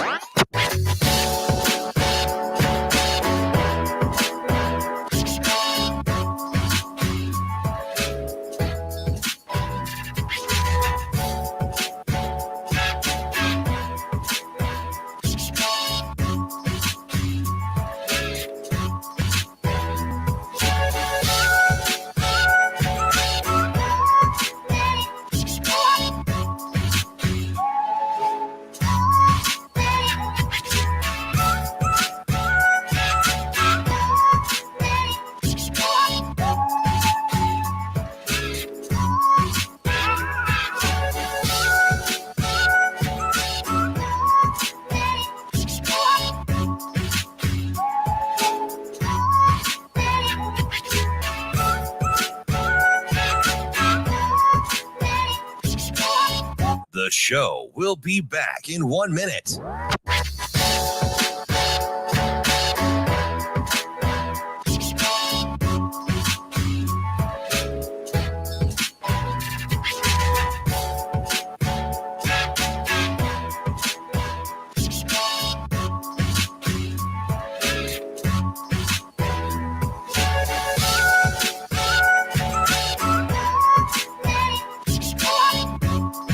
The show will be back in 30 seconds.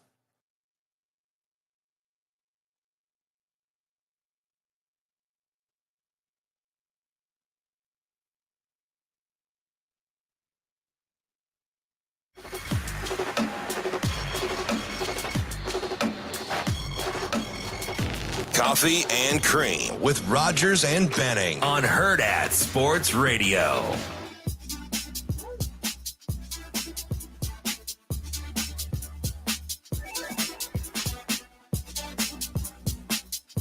All right, welcome back. Coffee and Cream in the seat. DB, Robbie taking off, going to his regular job. He's a good dude, man. He's kind of funny. He's a little terse, but I like him.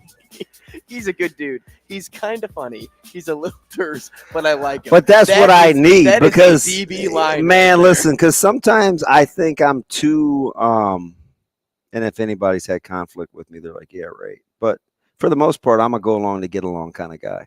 So sometimes I need somebody that's a little tough to like, or is not afraid to tell somebody like STFU or something like that, and not have it be me, because I don't want people thinking ill. So sometimes I just chill. Like I need a mean guy every now and again.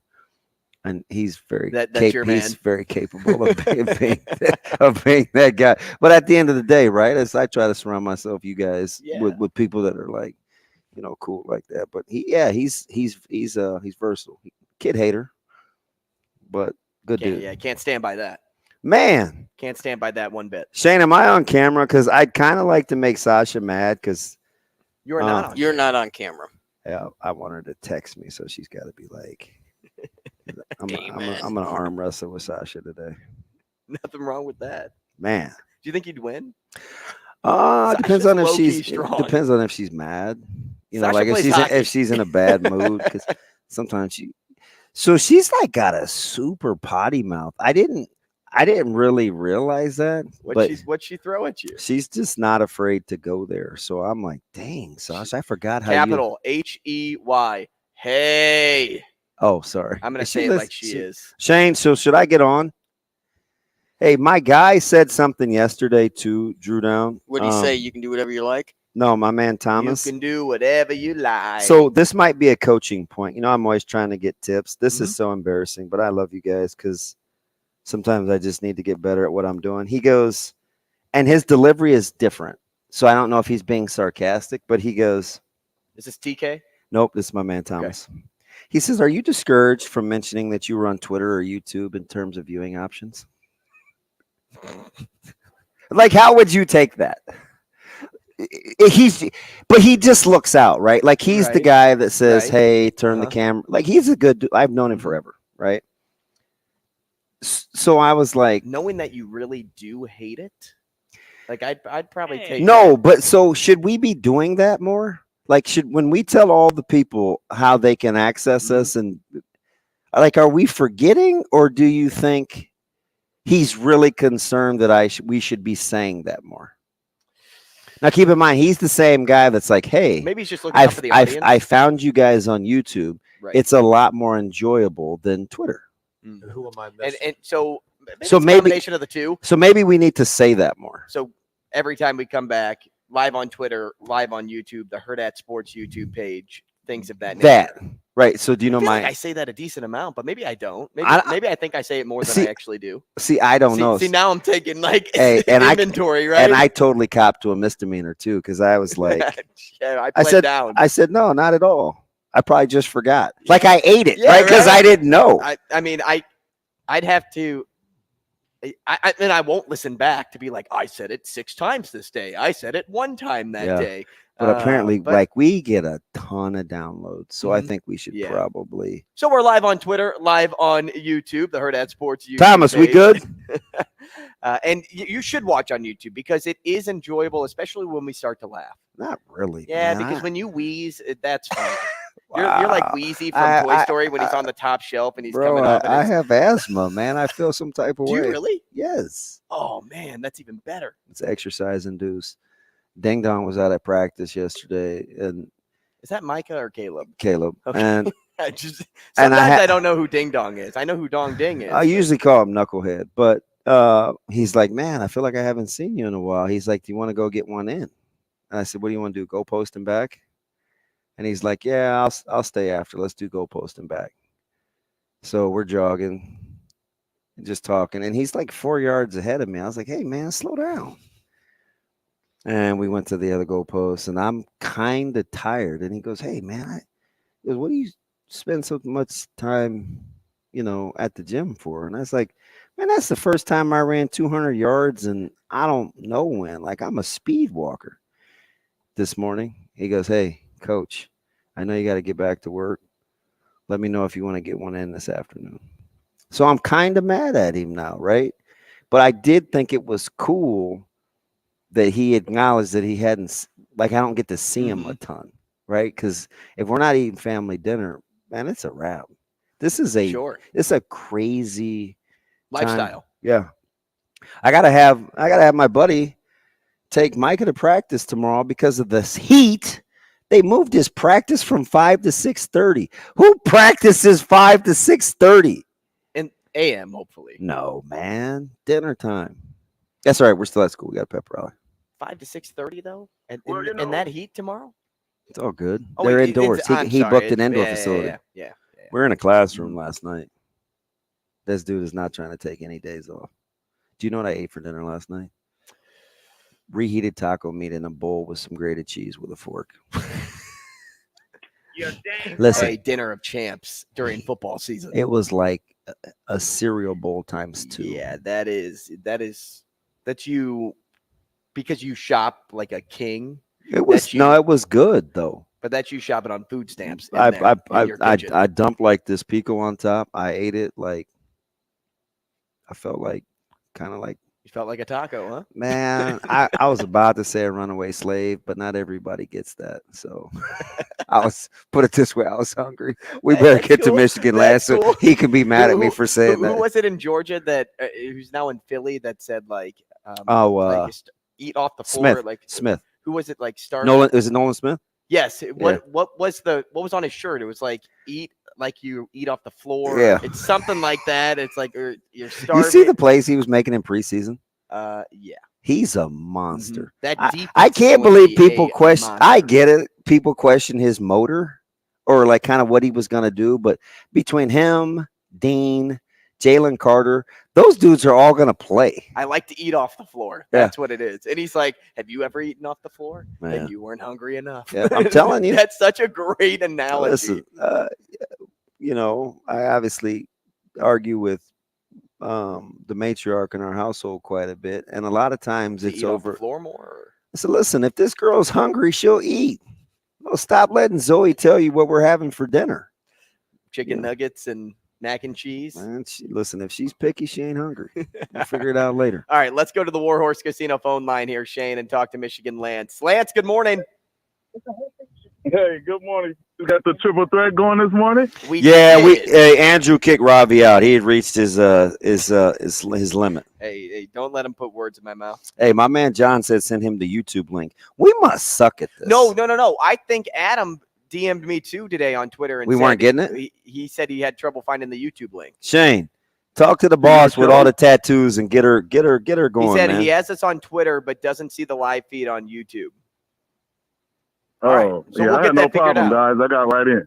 Yeah, whatever. I'm sad to hear that. What's up? Man, that guy must be YouTube challenge, man. It popped right up when I went to YouTube. Like, I get 2. I get Hurrdat and I get Hail Varsity. Both of them popped up. Well, that's no problem. That's nice. That's technology, man. That's the life. Hey, no, I wanted to get on Rivalry a little bit, see how his boy Aaron, but it's okay. But his boy Aaron is in Rogers. Yeah. But man, Andrew, hey man, I need some food help like you helped out Nebraska. Thanks to DB.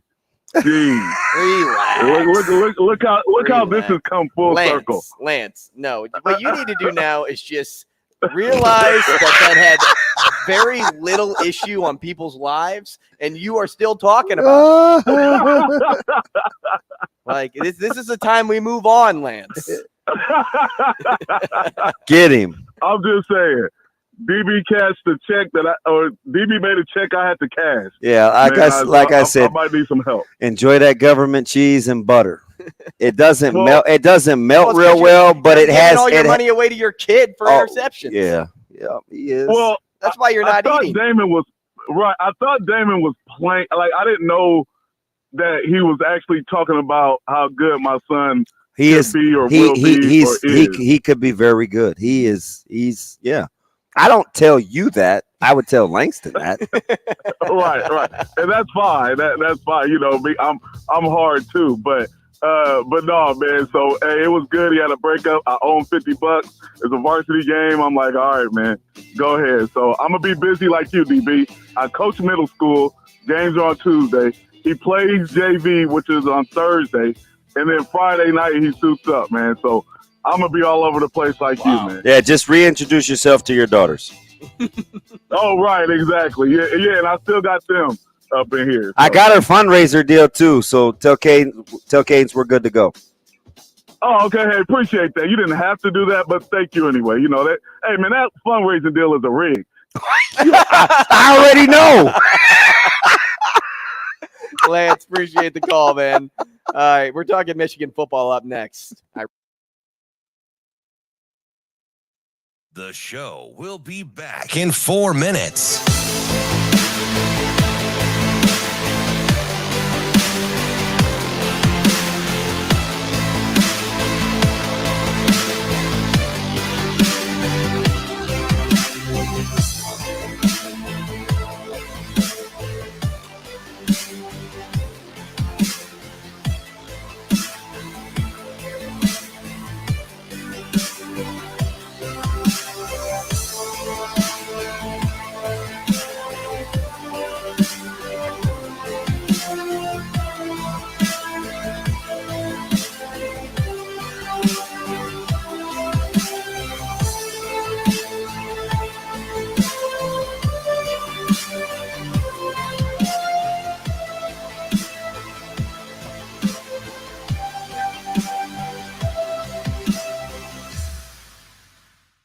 show will be back in 3 minutes.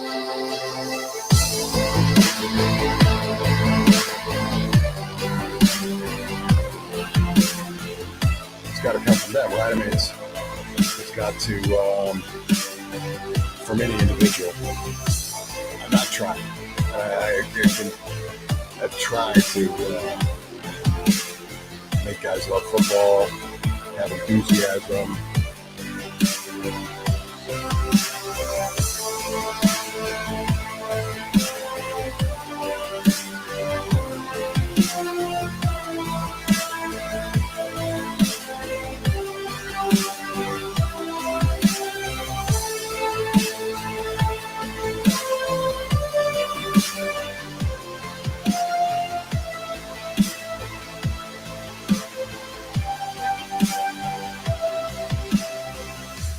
The show will be back in 2 minutes.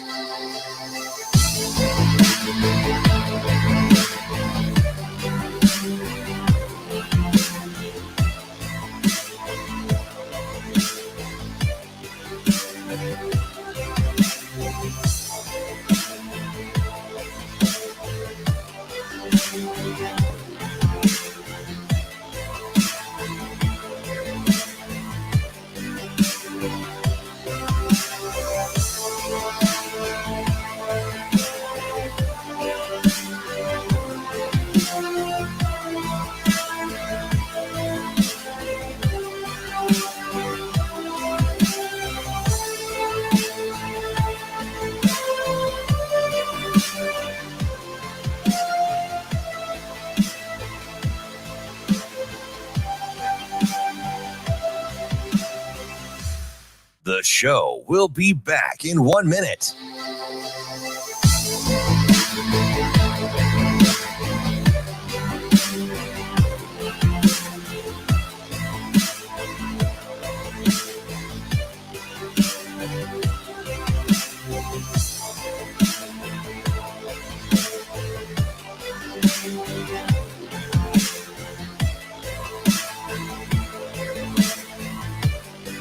The show will be back in 30 seconds.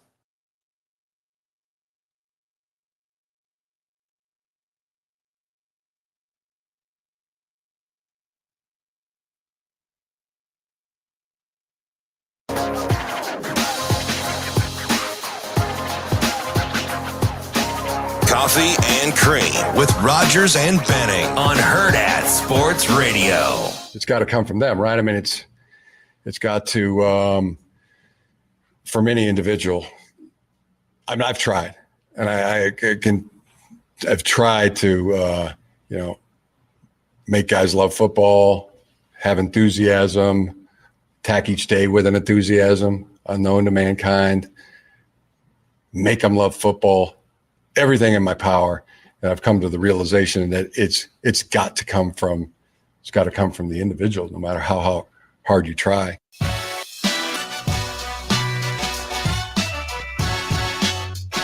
Welcome back, Coffee and Cream. Damon, Benning, Andrew Rogers. We are live from the H&H Chevrolet stage at the Hurrdat Sports Bar and Grill in progress. Renovation. Did you see the sign? Here. I saw it from a photo, but I haven't seen it yet in person. Yeah. They're putting it up, but I don't really want to walk outside. It's miserable outside. It's thick out there. I'm like, if I'm going outside, I'm going to my car and I am driving away. So right now I am just staying inside so I can finish the show because I think that's what everybody wants from me at the end here. But yeah, no, we are, I'm going to tell your boy Thomas here, live on Twitter, live on YouTube, the Hurrdat Sports YouTube page. We're on ESPN 590 here in town, starting at 9 o'clock, KFOR in Lincoln, so you can catch us there as well. We continue the Big Ten Whip with Aaron McMahon, Michigan football beat writer for M Live, at Aaron McMahon on Twitter. Aaron, good morning. Good morning, guy. Good to be with you. Aaron, good morning to you. Good morning. Now, Aaron, news coming out yesterday. Of course, the thing on everybody's mind outside of the literal football season in Michigan is what's going on with Jim Harbaugh. What games is he coaching? What games is he not? Is he getting suspended at all? Is he not? Well, Michigan releases a statement saying we'll do the suspension for the NCAA, maybe to get in their good graces. And you know what? We'll just hand them 3 games, which if you don't know anything about Michigan's college football schedule, you're like, 3 games, okay, like he violated something, he got suspended. But then if you look at the 3 games he's suspended for, it's like, is he really suspended for 3 games, or is he just going to watch from the sidelines as they take on their non-conference opponents? Everything that you know, right, Aaron? Would you say this is the end of it, or do you believe there's more to come and we just don't know the exact timeline on that? Yeah, no, I think it's clear there's more to come here. I think this was kind of a preemptive strike from Michigan to try and get the, to try and get the suspension at least partially over with. Because you got to remember, a few weeks ago, Michigan submitted this negotiated resolution to the NCAA to try to get to 4 games. Because I think the assumption is it's going to be more than that if it was up to the NCAA. So the fact that negotiated resolution was denied doesn't mean the NCAA is probably eyeing 6 or potentially more games. So I think this is Michigan's way of saying, all right, if you're going to give us 6, then we'll try and take 3 out now. And then I think the assumption is they'll probably, leave 3 or 4 net for next season, again, during the non-conference schedule. Aaron, listen, I always ask people, my thing is the juice worth the squeeze? And I get it, right? I don't think the NCAA was really handled this situation well. They're the ones that could release the statement. Michigan can't. But I'm in Indy, right? I'm talking to Coach Harbaugh. I get the vibe before he takes the podium. There is this certain level of confidence that he exudes, as if it's not a rub your face in it, but he is his own guy. So as you're watching a team that is built for the long haul, that is extremely good, coming off back-to-back wins against a rival and representing the conference, is the juice worth the squeeze from a distraction standpoint? Because at the end of the day, the reward. Yeah, if you're Jim Harbaugh, yes. I do think for Michigan, the school and the institution, I do think that they would prefer not to be in this situation. They obviously don't want to face penalties, and they don't want to face all this NCAA scrutiny that comes to the attention. But I got to think, if Jim Harbaugh and Michigan were in a different situation, whereas, they weren't coming off back-to-back Big Ten titles and playoff appearances, I got to wonder what this would look like just from an optics standpoint. Not only this, but Michigan's had their share of off-the-field headlines this season for other reasons too. So it certainly hasn't been a sparkling last, 12 months for this program. They've had a lot of issues, yet they continue to win. And I think that's really what's kind of keeping the train on the tracks, so to speak. Everyone wants to talk about culture inside a football program and everything else. And I think a lot of that stems from whether you win or lose on the field. And Michigan's done a lot of that the last 2 years. So I remember doing the broadcast for the network in Ann Arbor against Nebraska, and got a chance to talk with Ward Manuel, and just listening to him over the last couple of years since taking the job. He seems to be the antithesis of drama, extracurricular. He carries himself with this presence, like there's a certain way to do things. When you look at the relationship between an athletic director and their head coach, can you have common vision without necessarily having the same shared language? Yeah, I do think so. And I think in some regard, if you're an athletic director, you do have to put up with some of the stuff that maybe some of your high-profile coaches get away with. It doesn't seem too Juwan Howard-ish either, right? So you're probably right. Exactly, right? And Jim isn't the only one that's kind of created headlines for negative reasons at Michigan. So I think in some regards, Ward's had to put up with some of the stuff. Obviously they don't have, shared beliefs in some cases. And yeah, you're right. Ward's kind of more of a behind-the-scenes, hands-off type of athletic director who kind of works, behind closed doors. And Jim likes to be in the limelight. He said as much when he first got to Michigan. He likes driving headlines. He likes driving attention. Now, obviously, you want to do that for positive reasons and not negative ones. But nonetheless, it all goes back to whether you win on the field, and they've certainly been able to do that the last 2 years. So as I'm sitting here thinking, Aaron, just more about this suspension, I want to think maybe from the NCAA perspective. Do you think they're thinking right now we can't let other programs think this is okay, so we need to make an example out of Jim Harbaugh? Yeah, there might be some of that. Michigan certainly isn't the first. Wouldn't be the first school to stub their nose at the NCAA. Other schools have done it, to some success and some degree of challenge as well. I think where Jim really messed up here is, the allegations that he lied or misled NC investigators. Michigan as a whole, as a program, they're facing a bunch of level 2 violations, which aren't the most serious. They're not like, there are a couple of recruiting violations, and they watched some workouts through Zoom during the COVID period. So not huge deals.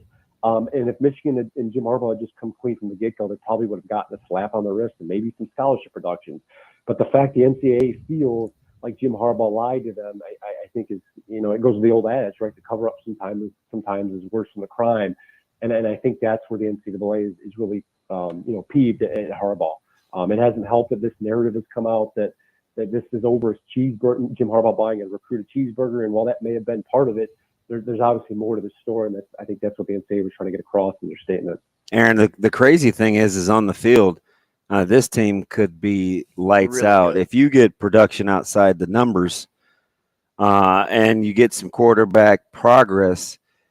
I got a couple buddies, a few former players that are very familiar with this football team. They tell me that this top 6 along the defensive line has a chance to be the best, maybe in school history with their depth, and certainly the best in the Big Ten and maybe the country.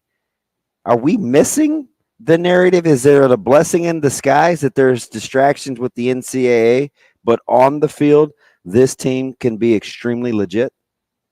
Yeah, I think that's valid. And I have to think behind the scenes, Jim Harbaugh is trying to motivate his team to believe that way, to avoid the distractions and use it to channel it into energy to win football games and everything else.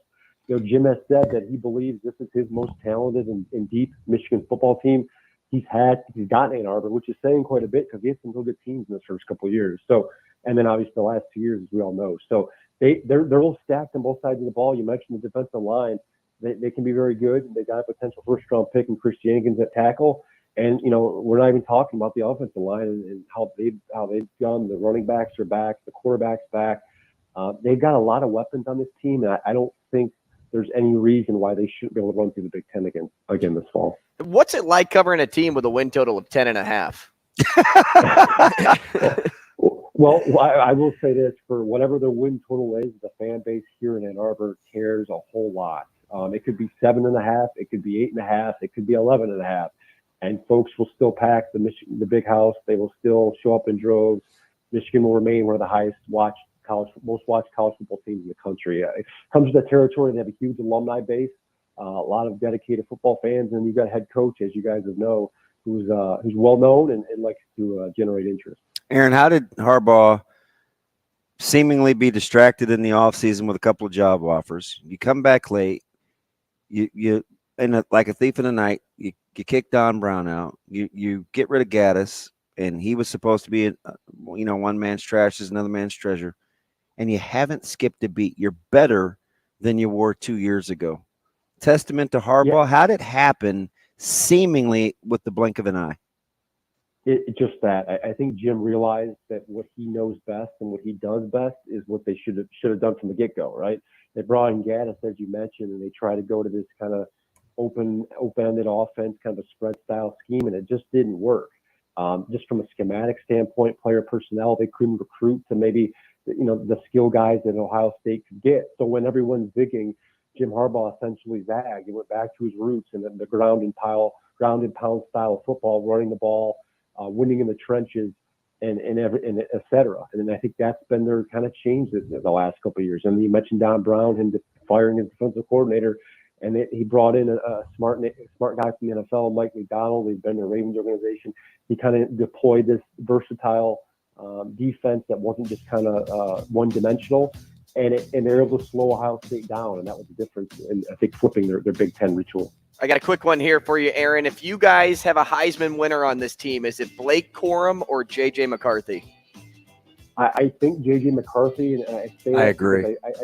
I think the offense is still going to run the football, but they're going to have to split carries with Corum and Edwards this year. So I just don't think Corum's numbers are going to be there like they were last year. Completely agree. Aaron McMahon, appreciate the time, man. Enjoy the week. Fantastic stuff, Aaron. Thank you. Thanks for having me. He's the Michigan football beat writer for M Live. When we come back, Mike Schaefer, we talk our Nebraska guy next. We'll be right back in 4 minutes.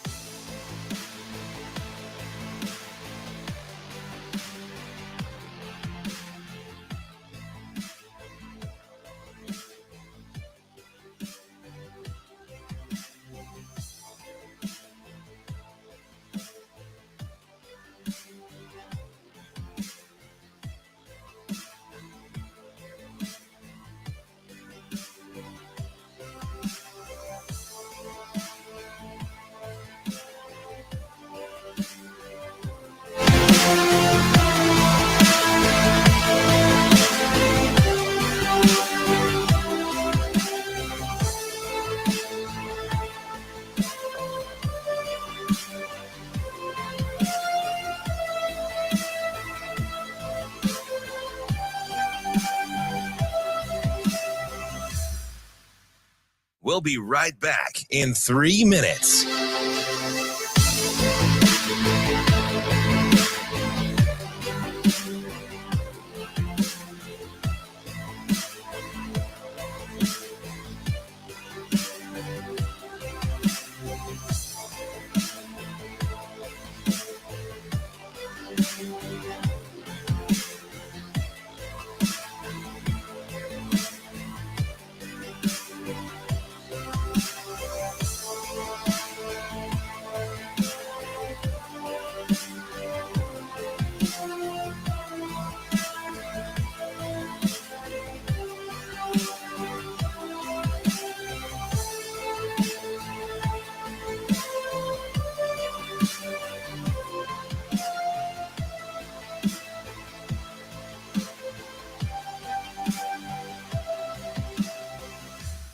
We'll be right back in 2 minutes.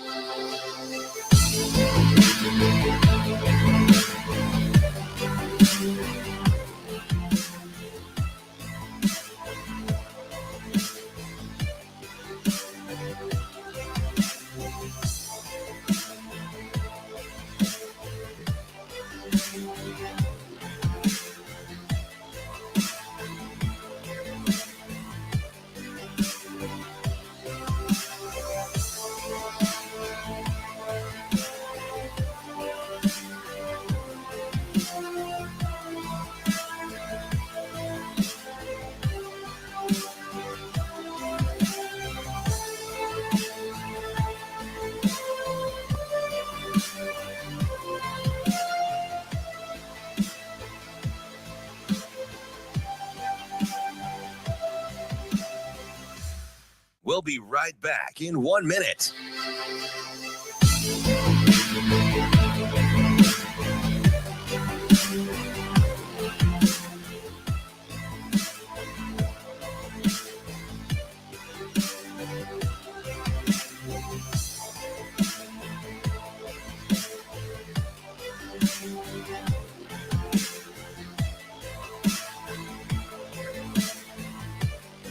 We'll be right back in 30 seconds.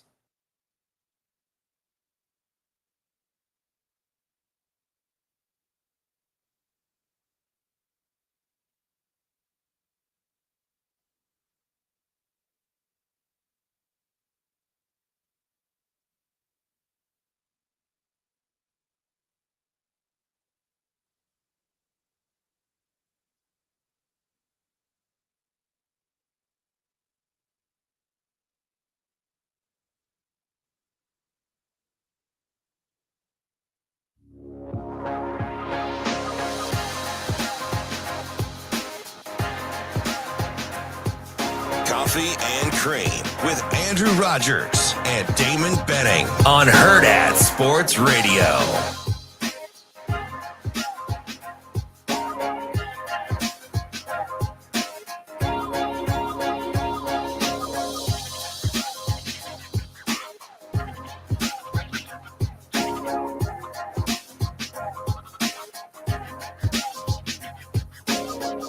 All right, welcome back. Let's tell you about some of our great sponsors here on the show. We talk about the Warhorse Casino phone line a lot, which you can call into 888-638-4876. Warhorse is the only casino in Nebraska where sports bets can be placed, and they have to be placed in person. Whether it's at a kiosk or whether it's with one of the sportsbook tellers, they can take your wagers and you can place a bet on your favorite team, your favorite game, except if it's Nebraska home games. That is the deed. The Warhorse Casino app can, you can view live odds and build your bets anywhere, and then scan the QR code at the casino to place your wager. Straight bets, parlays, props, and live in-game bets are all accepted. Visit warhorsecasino.com/sportsbook or get the Warhorse Casino app for details and the full list of house rules. We are talking to Mike Schaefer coming up in a few moments, just waiting on him to get joined up. Yeah, where is Mike J? We need Mike J. DB, it says you're in studio twice on my screen. How about that? Listen. So, and you know this about me because you work like really close to me. If there's 50 or 55, 60% of what I do, somebody has to tell me. The other 40 I got, but like this whole technology thing is way above my pay grade. I don't want. So I'm totally taking one for the team. I don't want to be on camera. I don't like this whole TV thing. Like I fought this in my other business, but if this is the way of the future, and Let's go. Let's ride. And you have a Broncos country, right? And you have a mean boss that has a lot of tattoos, you probably just try to go along to get along. You know what I mean? It's like, I don't know. I'm just trying. My buddy's mad at me. He said I bust rolled him for scheduling a 5 to 6:30 practice. I'm just saying it was a little impromptu. Nothing wrong with that, right? Little impromptu, JL. You just told it to 3,000 people. It's cool. Well, you know, I have to kind of treat him well because he's my insurance guy. But man, 5 is tough on your boy. You would have laughed too over the weekend when I was doing the prospect scrimmage and we went to Elkhorn's Legion facility. You talk about like technology and finding your way through. My head coach goes up to the top and trying to turn on music and can't figure it out. And he comes back down. He's like, I couldn't do it. And I'm like, would you want me to go look at it? Because like this is kind of like what I do, right? Yeah. I at least know what equipment Yeah, looks you like. get our TVs turned on, which by the way aren't turned on today. Do I blame Ravi or is this because of the construction? It's probably a me thing. Is it? Yeah. So okay. I'd like to blame Ravi for something. Ravi can take the blame for sure. Okay. So a lot of people like that guy. I think we should like knock some of the shine off. So I go up to the press box and I turn the TVs on. I plug in my phone. It says, "Would you like to use this as headphones?" I hit accept and I hit play, and there it goes over the speakers. He's like, "All right, man, nice work." I'm like, "I didn't do much." Mike is here. You know who I need you to talk thank to? you. I need you to talk to Coach Lamanji. To get music going at your practice? He doesn't love music. For 3 years, we practiced to music. We haven't played music one time. So you want me to talk to him so that he'll Say, play hey, music? say, hey, Coach, man, I got you. I can be the DJ. I'll make sure it's radio edit, no cussing, this, that, and the other. Like, I'll create a playlist. The for guys you have told me that they want to play music. Just see what he says. Okay. Get back to me. Yeah, on I that. got you. If your neck's a little thinner, I know he rung it. I'll talk to him. I'll talk to him after the game on Friday, right? Well, let him, hey, if we don't get a win, I'm running. I'm running. If we don't get a dub, don't say a word. Mike Schaefer joining us now. Schaefer, good morning, man. Good morning. Mike J, how are you? Good. I don't know when the last time I saw this iteration of Coffee and Cream was. It's, hey, you got jokes this morning, Amigos? Okay. Yeah, do you have jokes this morning, Mike? Yeah, I got jokes. I turn it on. I get into the stream, and I'm watching a Chicago Bear fan and a Wisconsin Badgers fan going back and forth about televisions. And, I remember a long time ago, like 5 minutes ago, and I used to like you. That was cool. That was a lot. It's a good time. Yeah, it's better than when you wear your Iowa gear as a recruiting coordinator. Yeah, still recruiting for Iowa, huh? It's amazing. You landed a kid in years, but they keep you on the payroll. A couple of weeks ago, Coach Woods was like, "Yeah, so wait, are you on or off payroll?" ? I was like, "Ha, ha, ha, funny man, you funny man, you." So Mike J, you misscheduled last week. You were busy on Friday. You weren't one of the 5,000 in attendance on Friday night. Will you be at a high school football game this Friday? Yeah, assuming weather permitting, I'll be at Elkhorn South, Lincoln Southeast on Thursday. You just have to be a contrarian. You couldn't go to Millard North and Papio? No, I mean I'm kind of got like scheduled out who I'm trying to hit when. You've got to plan. You got to have you got to have a plan in place. And so I don't know when I would see Elkhorn South otherwise. So I wanted to get eyes on Ashton Murphy this year and see what else is going on with the Storm. And then, it's nice with Lincoln Southeast because I don't know what to make of them. I mean, they might be the best team in Lincoln, but I don't know what that means this year necessarily. Yeah, isn't it weird? Some people put them at like a 3 or 4 win team. Some people, have them in the top 10. Yeah, well, and I think a lot of it is where will they find offense besides Cash Butenbach? I mean, he might have, 60 carries in the way that Lincoln Southeast plays. So it'll be an interesting first game for both of those teams. And then I kind of want to watch Ronner as well. I haven't seen him since last November and want to get eyes on that too. So that game works out, but I also don't know. I mean, if it's 100 and some degrees at kickoff on field turf, you're not going to have these kids play that game, right? Like this is a bad week for the weather to be like this. It's already these first couple games. You have to add an additional hour for all the cramping stoppages as it is. So, it's this heat wave needed to come like 3 weeks ago or be 3 weeks later. We're so overly paranoid at Westside. They should nickname one of our periods, call it the cramping period, because we've done all this research on cramps and stuff like that. And it turns out the number one cause from a couple of these studies are that folks don't simulate game situations enough before the first game. So, Mike J., like, not to give away the secret to tell you how the sausage is made, I couldn't care less if Prep knows, but like within the first 18 to 22 minutes of practice, we are full speed for long periods of time just to make sure that the hyperactivity is where it needs to be. And I'm not even going to get into the whole pickle juice and salt thing that has been crammed down our throats since last Wednesday. Our staff was recruiting Prep Bellevue West. They were charting cramps to put in our scouting report for Saturday, right? Like, can we get these people to stop by Nebraska basketball and visit? No stone unturned over there in the district. I've heard the word cramp 1,000 times, man. I cringed when I heard you say it. Well, look, I'm sorry. It's just, you know as well as I do what early season football brings in late August. Who's having a tougher time turning the heads in Lincoln? Is it a Bauman or Pierre Allen Jr.? For me, it'd be Dash. I mean, I thought this was a guy, and I know he went and camped at Nebraska. I thought he would get more attention from Nebraska's staff. I mean, he's a track guy. I think he's got a good build. I think he's a good football player. Like, I'm a little surprised he's ending up, at Wyoming, and that's not a bad thing by any means. But I look at this sort of renaissance of in-state Nebraska football, and it's sort of surprising to me that he's kind of the guy on the outside looking in.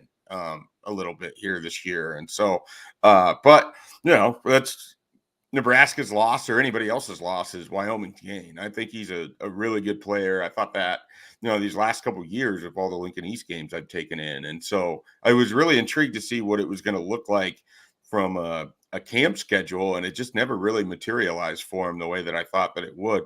Pierre Allen still has some more time. And I think he needs, a good season. I think the hard thing is trying to figure out what exactly he is for your football team. I mean, he's kind of got a tweener build, and so can he be a jack linebacker, or does he have to really bulk up and be, a little undersized as a defensive lineman? So I'm curious to see him on Thursday night too. I know that he is certainly vocal in terms of how things are going, and in terms of the edits that he receives and everything else. But I don't know that there's like a ton of recruiting traction behind that yet.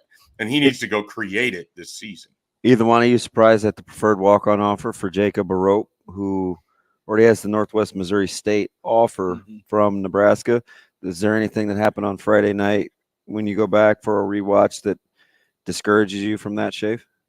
I haven't dove into Jacob Arope a lot. I got to be honest. I mean, the most of my bulk of work this weekend was trying to get a hold of Grant Bricks, and let me tell you, it did not work. So you got to get a hold of. Hey, one of my best buddies. It looks like I'm going to be heading back up to is a Magnolia aficionado. So if you want to talk to my guy Kevin Schaefer, I got a guy that knows all the scoop. He turned me on to Bricks when Bricks only had one offer. And he said, hey, you may want to pass this along. This guy's starting to garner some attention. So I put you in touch with my guy. What are the vibes you're getting from him, at least in the conversations you've had with him? Well, I mean, I haven't had that many conversations. And when I do, he's very good at saying all of the right things while offering, some crumbs. But you don't know you still don't know what exactly is going to be the ultimate deciding factor. I mean, he lists several things. He wants to play for a program that's going to be successful. He wants to have a great relationship with his offensive line coach and his strength coach. And I know that he has a good relationship with Corey Campbell, and I think it's being built with Rhule. He obviously loves Matt Rhule. The biggest thing for me with Grant Brix, and the reason why I think Nebraska, if I had to pick, like someone's like, you got to tell me where he's going right now, blah, blah, blah. And I would guess Nebraska because of the proximity. I think he's pretty close with his family. It's 90 minutes roughly from his house to Memorial Stadium. And Nebraska's done a really nice job recruiting him. And I feel like he's hearing constantly from Daniel Kalen and Carter Nelson, who become quite the tag team of recruiting, at least it related to Grant Brix. So I think all of that sort of points in the direction of Nebraska. And then you just hear things about Oklahoma, and he really likes Oklahoma's line coach. I mean, I think if there's a reason Oklahoma wins this recruitment, it's because of, I can't think of his name, Bill Biedenbaugh, I think. That one. He's put so many guys in the NFL, and he's been at Oklahoma for a long time. And I think he really has the trust of Grant Brix. So I think those are your two top candidates right now. But when you call the head coach and he's like, man, I stopped asking because I don't know either. He's not telling me. So, and I believe Coach Straight on that. I don't think he's just making that up. So I think this has been a very internal process, and we're all just going to be on the outside waiting. And there's no guarantee that a decision's happening this week either. That's the other thing. He could just easily take it into the season. He doesn't owe it to anyone. And he even told me, even if a decision gets made, it's not like he's going to throw himself a parade or have a hat ceremony or anything like that. It's going to get leaked out some other fashion, I'm sure. What was your sense with Connor Riley and K-State? Liked him a lot. Because Connor Riley is pretty spectacular. Oh, yeah. No, I think he's one of those guys that he's in a great spot for him. He can recruit the Midwest. He's built a pipeline. They're really excited about their future offensive line down there, let alone the guys that are going to be starting for him this upcoming year. So I just know from talking to our Kansas State guy, the confidence seems to be waning slightly there. And I don't know if that's just because there's just been more reports from the Oklahoma, Nebraska writers. But it just seems like maybe Kansas State's pulling third right now. But that could change over time, too. I mean, if Grant Brix really decides to play this thing out, the team that's going to look the best on the field this year out of these three, in my mind, is Kansas State. So that could help bring them back around. So it just all comes down to when and why Grant Brix decides to shut things down. Mike Schaefer, Nebraska football and recruiting for 24/7 Sports with us right now at Mike J. Schaefer on Twitter. Mike, let's take this to Nebraska now. Are we at the point to where it's unlikely Gilbert gets his waiver? Yeah, it doesn't seem like it's going to happen. I don't know all the details of it. We've heard some whispers that it's not looking particularly good at this point in time. It seems like there's some sort of component to it that they've got to get together with Georgia and have that figured out. I mean, that's just sort of the whisper, rumor, innuendo that I've heard. But whether that's true or not, I can't speak to it. Ultimately, it's either going to be a thumb up or a thumb down, and it feels like it's going to be a thumb down, to which then I wonder whether we ever see Gilbert at Nebraska. I was like playing in an actual game, because I wonder if he doesn't get a waiver this year, what would keep him in college football next year? Like he needs to play. And this year, I think, was sort of the jumping off point to getting back into the NFL's radar. So that certainly will be interesting to me how that all plays out if he doesn't ultimately get that waiver. Schaefer, if you're kind of taking a look at this football team, and I was telling Drew Down, it was weird. A couple years ago, Coach Chinander had that deal right after the bye and Thanksgiving where he was like, hey, I think we found one in Blaise Gunnerson. And then last year, we started to kind of see him playing. Both Coach Bush and Coach Joseph really like Blaise Gunnerson. We're back again this year, and he potentially is a starter. Did you see this? Maybe not the rise in terms of, hey, we like Blaise Gunnerson, we think he's fully healthy, but the positional switch in his frame allowing him to be playing where he's playing now and still garner the love. Yeah, I've always kind of viewed Blaise Gunnarsson as more of a kind of an upside version of Ben Stille. I think their body types were really similar. I think that he has a little bit more athleticism than Ben, who Ben was a multi-year starter. I don't want that to, and a guy who's getting a cup of coffee in the NFL. I don't want that to come off as like any kind of slight to Ben Stille. So if I think you have a little more potential than that, that means I think you're a guy who should be, competing at an NFL training camp in a few years. But the problem for Blaise, to me, hasn't been necessarily finding him a home. It's getting him on the field and keeping him healthy for long durations of time. And this goes back to basically he had a great sophomore year, and then after that he hasn't had a year that's been injury free out of his last 5. So I think if he can stay healthy, there's a great chance he can be productive. I've always kind of been pretty high on Blaise Gunnarsson. It's just been a matter of, can he stack enough days together and stay out onto the field that he can give you a performance that can be helpful long term. Now, as we heard from Coach Rhule, that is, on Saturday, Schaefer, talking about the captains and not having them until really bowl season if it came down to it. I thought that was interesting. I thought it was a different look on how growth happens throughout the year. And now we talk about it all the time on the show. Not everyone's a leader, even though that's kind of what's being pushed right now. But it gets the chance to see everybody do it at least once. Do you like the idea? Because it promotes every player at some point to need to take responsibility of leading? Yeah, what I like about it is that I think it gives them a level of team ownership. Like you get this experience, or you get a piece of this team, and maybe you're not the vocal guy, but you're a lead by example type, or you're just someone who's showing up and doing what's asked of you and getting that 1% better each time out. I think there's a lot of different ways that you can highlight people on your roster who are doing the right things without it always having to be a guy that's necessarily vocally speaking, or even someone that we see in the media all the time. I think, there's countless examples in my career of guys that'll be available to get up and talk like a leader, but don't have that, fellowship and those followers in the room. And so I do think that, a lot more happens in the locker room or in these position rooms where guys can be leaders that aren't necessarily the people that we think of as media or fans. And this is a good way to be able to highlight some of that. And it's a good way to, if a guy has a great week of practice,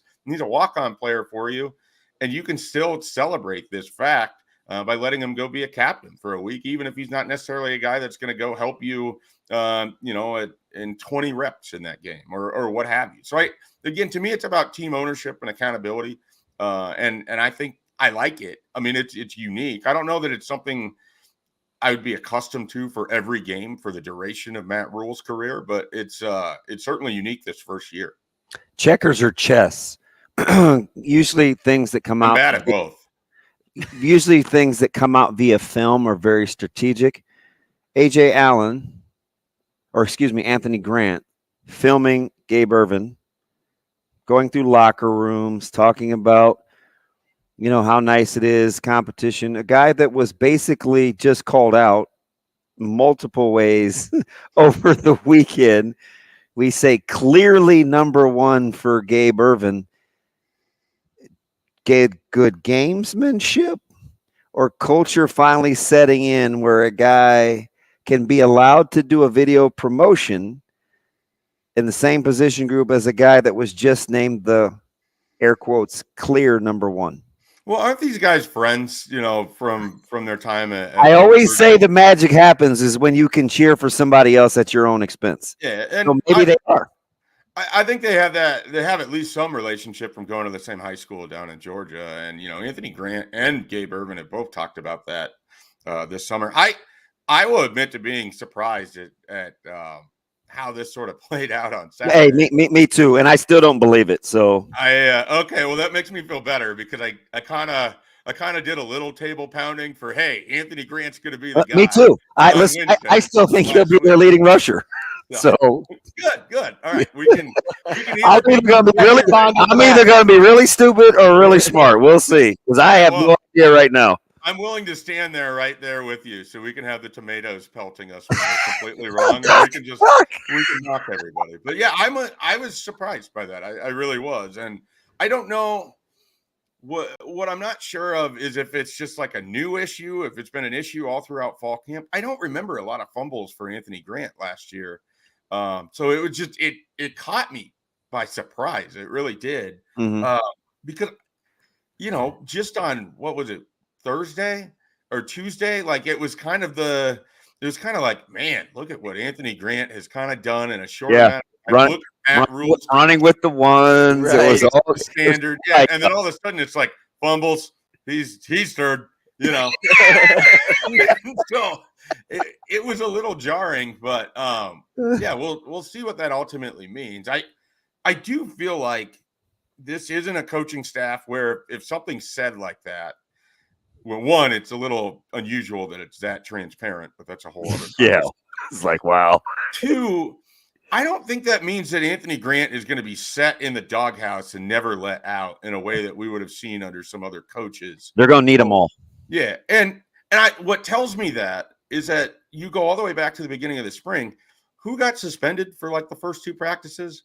Anthony Grant, and then this is the sort of like rise back up into the good graces. It seemed like it culminated last week on Tuesday. And so I just don't think he's not just going to be set off to the side and forgot about. And I don't know if it was a motivational thing. I don't know what it was, but it was certainly caught my attention from Saturday's media availability, as I think it did everybody else. Schaefer, last thing here, we're down to 3 until we get to know who our single-digit wearers will be for the season. Oh, Lord. Do you think Newsome is going to the new black shirts? Do you think? Man, hey, how about Coach Rhule yesterday or the other day? He goes, "I've never had anybody ask me about depth charts as much as anybody. You guys run this place." I don't believe that. Do you think Newsome will get his 6 back? I'd be a little surprised if he doesn't. Right? Like, me too. That's what I. But what about Hartzog? Well, maybe you talk about a guy that doesn't come up. Let me turn a question back to you guys. Do we think that Matt Rhule is calculating enough that there's a rhyme or reason as to why these are getting announced, how they're getting announced, when they're getting announced? 1,000%. So is it possible that he has already known and has known for a while who is getting a single-digit number, and that's why the number 6 hasn't, disappeared? Do you think that they've come in weird order? Like, why didn't he just go 0 through 3 or 4, 5? Letting guys pick. It all feels odd to say the least. Oh no! Nobody wanted 6. Well, I don't know if anybody wanted to deal with taking it. Is Newsome good? Find somebody sleep in the locker room. You took my 6. Exactly. You don't have my 6. You took. It doesn't seem like that builds the family atmosphere that you So I expect him to have that. The Malcolm Hartzog one is interesting too. It's hard because there's like 8 guys I like in their secondary, and I mean they can play 5, I guess now, but there's like 3 others where it's like, okay, well, Deshaun Singleton, and we got all these other guys. So my dude. I would like to.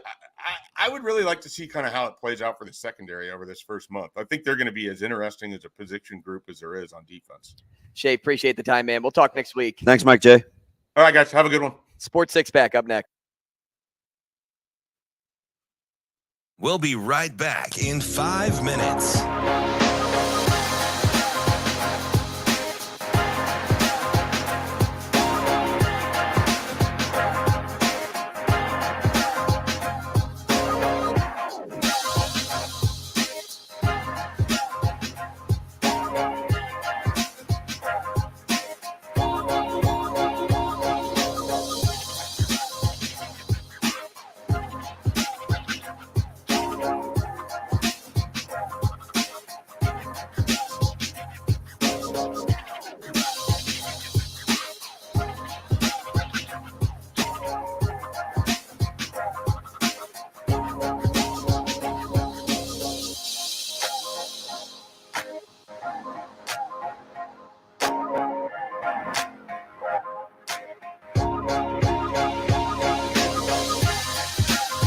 We'll be right back in 4 minutes.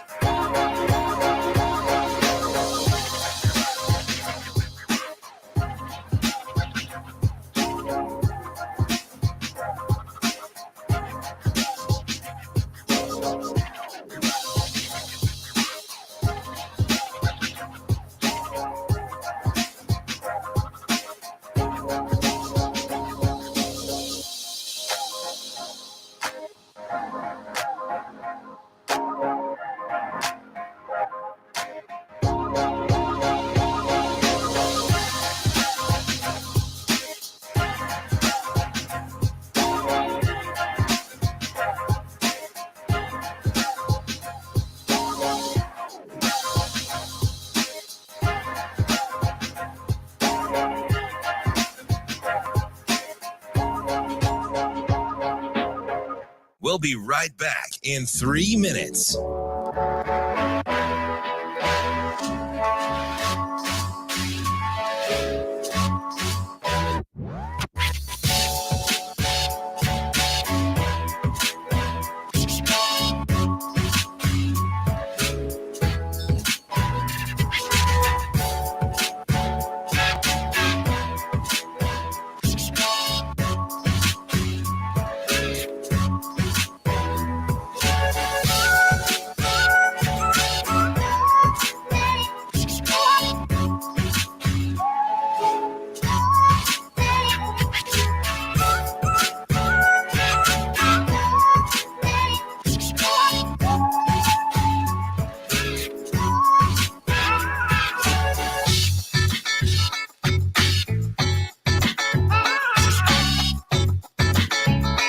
We'll be right back in 2 minutes.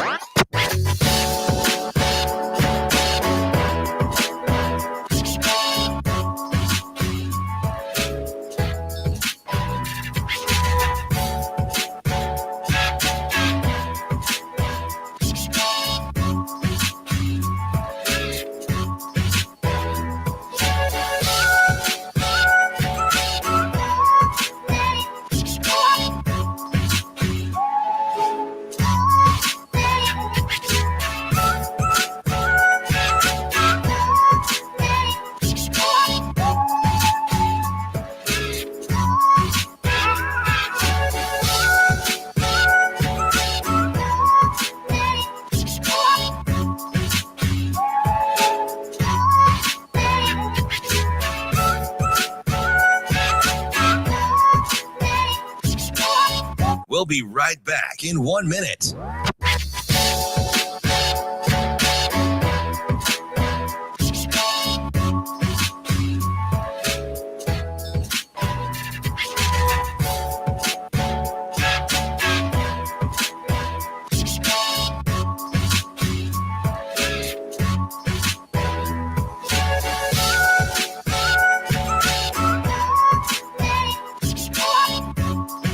We'll be right back in 30 seconds.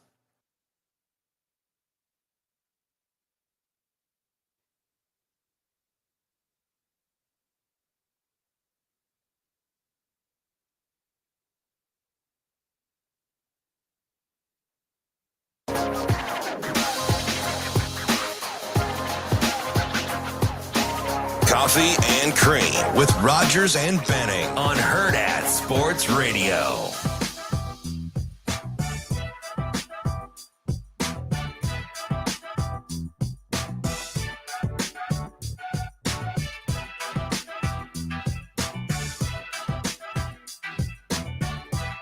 All right, mix up. Matt Schick at 9:30, Sports Six Pack at 9:45. So we welcome in Mr. Matt Schick right now, who was just here live in person. And hopefully you made it out to the event to see the Schick and Nick show live from the newly renovated Hurrdat Sports Bar and Grill. It was the last event of the old restaurant. Matt, good morning. Morning. Andrew, great to catch up with you. It was a great night. I am back in Charlotte. I am on my way home. It was a quick turnaround, but it was well worth it. I forget that you don't live here. Matty, I'm dying. I don't even know if you've thought about this. Like, you endeared yourself. You're a Colorado guy, Colorado fan. Sometimes you draw the ire of Nebraskans. You can come, go, tell a few laughs, but it's all this. You're like this beloved figure.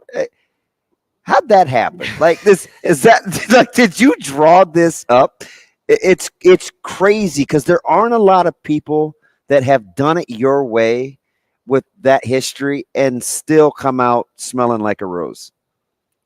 It's really funny and insightful that you say that, because at the end of the show last night, I said something very similar at the end of the show, and my comment was, because I mean, it was just a sold out menu, and people, taking pictures afterwards. Yeah. It's just, and I do catch myself and stop and think, wow, this is a pretty remarkable situation. And I said at the end of the show, I said, you know, the guy to my left, Nick Baugh, is a legend in the state. Mm-hmm. He can do no wrong. Like, he is the guy. And Lincoln Southeast, Creighton, I mean, the guy is just awesome. And I said, I am the outsider. I said, I am the guy from the University of Colorado, came into your state, and you welcome me in such a way that every time I get off the plane in Omaha, whether I'm with my family or not, like I was by myself 2 nights ago when I stepped off at 11:30 at night, I walked through the airport, and I said, I'm filled with such emotion, energy, nothing but good feelings, and it's because of the way that the city and the state embraced me. And I'll tell you, like it didn't start great. Like I showed up in Kearney, Nebraska, doing local television, and I was covering. They asked me to wear a Husker pin the night that Nebraska played Miami in the Rose Bowl for the national championship. And I told them I'm not wearing the pin. And so I don't think I wore the pin that night, but I just graduated like months prior. And so I go from that to, then come to Omaha, and then I start doing some different kind of stories, and you just kind of, the way I went about it is just make people feel a certain way. Because it wasn't my background that was going to win people over. It's not like I'm from Tecumseh and made this great catch. Yeah, but right? they've chewed up and spat out folks for much less, right? It's like a lot of people have tried it. It just hasn't worked. Yeah, that's true. I'd like to think that my approach at Channel 7 was unique enough and caused people to laugh and enjoy watching me, that the last thing they think about is where I went to school. And so that's where I think, and plus Nebraskans are just great people. And so doing those stories, and then the Schick and Nick show took it to a different level where you're just doing a show for 3 hours and you're making people laugh. And then when the show went off the air, I mean, people are sending us notes, and we even got comments last night about people. A guy came up to us. He's like a 6'5" guy saying, like, when you went off the air, I was in tears. Like, those things matter. Those things matter to people, and it doesn't necessarily matter where you went to school or what you did or what you said. It's how you made them feel, and we've tried to kind of subscribe to that notion. Oh shoot, man! I have to take advantage of some of your expertise while we got you. We were talking Michigan and Ann Arbor and all the distractions with one of the Michigan beat writers, and I was telling Andrew, I said it's almost like these guys are flying under the radar with a fantastic team, about as much as a top 5 team can fly under the radar. But I'm looking at Michigan up front. A couple of my buddies, one used to coach there. He said this is as good a depth along the D line as Michigan has had in the last 25 years, and I had to take a step back. Is Michigan that team under this coach? Yeah, they are right now. It's really incredible to see what happened. He has built this team the Michigan way. He's building it from the inside out. There aren't a lot of people that can name a receiver for Michigan right now. And that doesn't matter, right? I mean, Cornelius Johnson, you can go down the list and name a few if you cover the team and you cover the Big Ten. But this is a offensive line, defensive line, built, run game, Michigan, somewhat dynamic quarterback in J.J. McCarthy. Chris Jenkins along that defensive front is a freak and a guy that you're probably going to know a lot about during the season. This is a team that out of the top 3 or 4 teams, Damon, I mean, you know this, they're the only one with the returning starting quarterback. Those things matter, but they're not so reliant on that spot. I mean, Cade McNamara took them to the playoffs. So this is they are that team, and anything short, truly, I truly believe this, anything short of a national championship is a disappointment. It's crazy how we just anointed, Andrew and I talked about this, we just anoint Georgia and Ohio State as if they aren't breaking in first-time starters at quarterback. Right. It's true, but at some point, just when you stack top 5 classes on top of each other, you get the benefit of the doubt.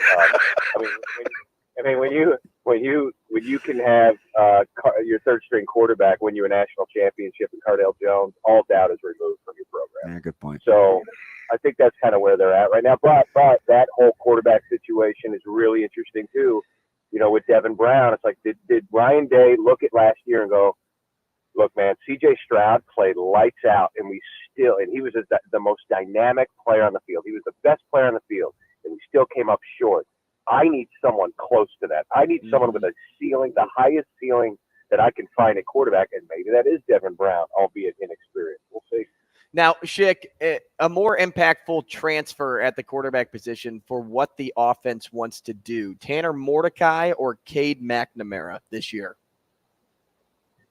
Well, most impactful transfer based on what they want to do is Tanner Mordecai. Mm-hmm. He has to play well for them to do well, even though they have Braylon Allen. But this is going to be such a culture shift, and Coach Longo and Stickle and what they're doing there. I was talking to a beat writer on Monday, actually, and I said, how different is this going to look? This is Jim Polzine, covers the team, and he's like, well, I've told my readers and people who listen to me to just be patient because it's going to be very different. It's going to be, he goes, they will take the field. He goes, we've seen some practices, and every time I've watched them, it's 4 receiver sets. It's 11 personnel. That's just the way it's going to be. And so get used to it. So Tanner Mordecai's got to do it. Cade McNamara we've seen quarterbacks of the past. This was a decent Iowa team last year that had a terrible quarterback. So Cade McNamara is just distribute, do your thing. You don't have to wear an S on your chest. Just don't screw it up, and this team will win 8 or 9 games, between 7 and 9 games this year at least. I hear the lousy music. The Big 12 is going to come out smelling like a rose after a lot of consternation, I think, especially as a basketball conference. If you have to take a flyer, Texas Tech, or TCU? I'm taking a flyer on Texas Tech. Me too, my man. Yep. Matt Schick, you just had to blow up his head some more today, huh? I like them. I think they're going to be sneaky. Yeah, no, I agree. They got the right head coach. They got the right culture. They beat Texas last year. Let's go. Schick, appreciate the time, man. Thanks, Matt. Appreciate it, fellas. Six Pack up next. We'll be right back in 4 minutes.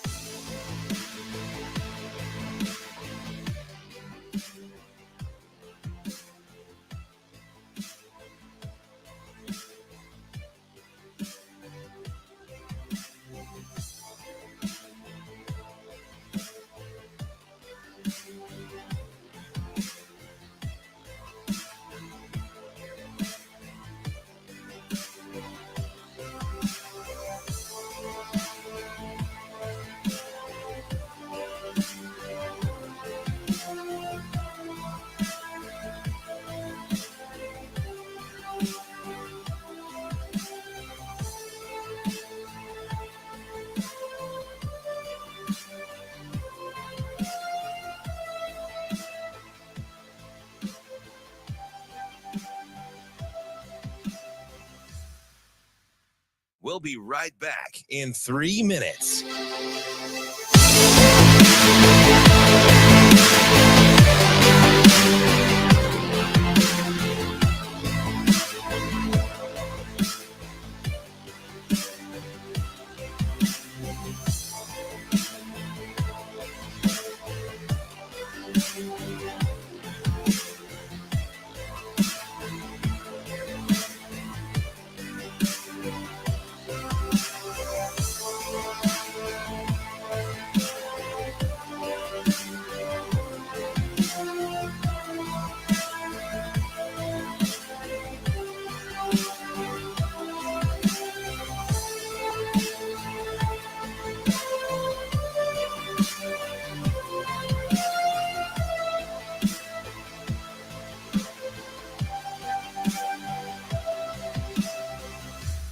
We'll be right back in 2 minutes.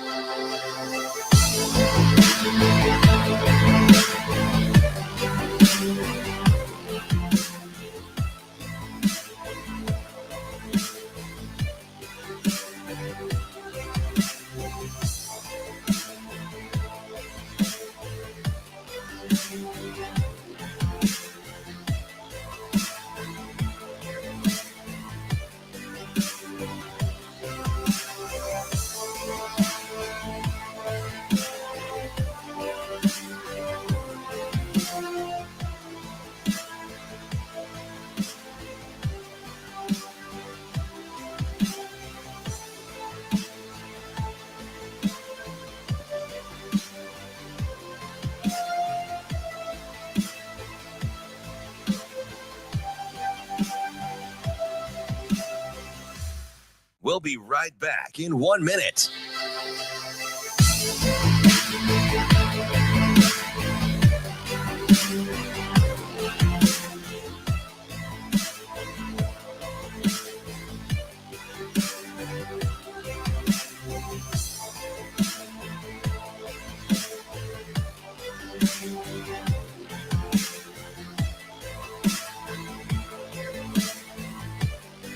We'll be right back in 30 seconds.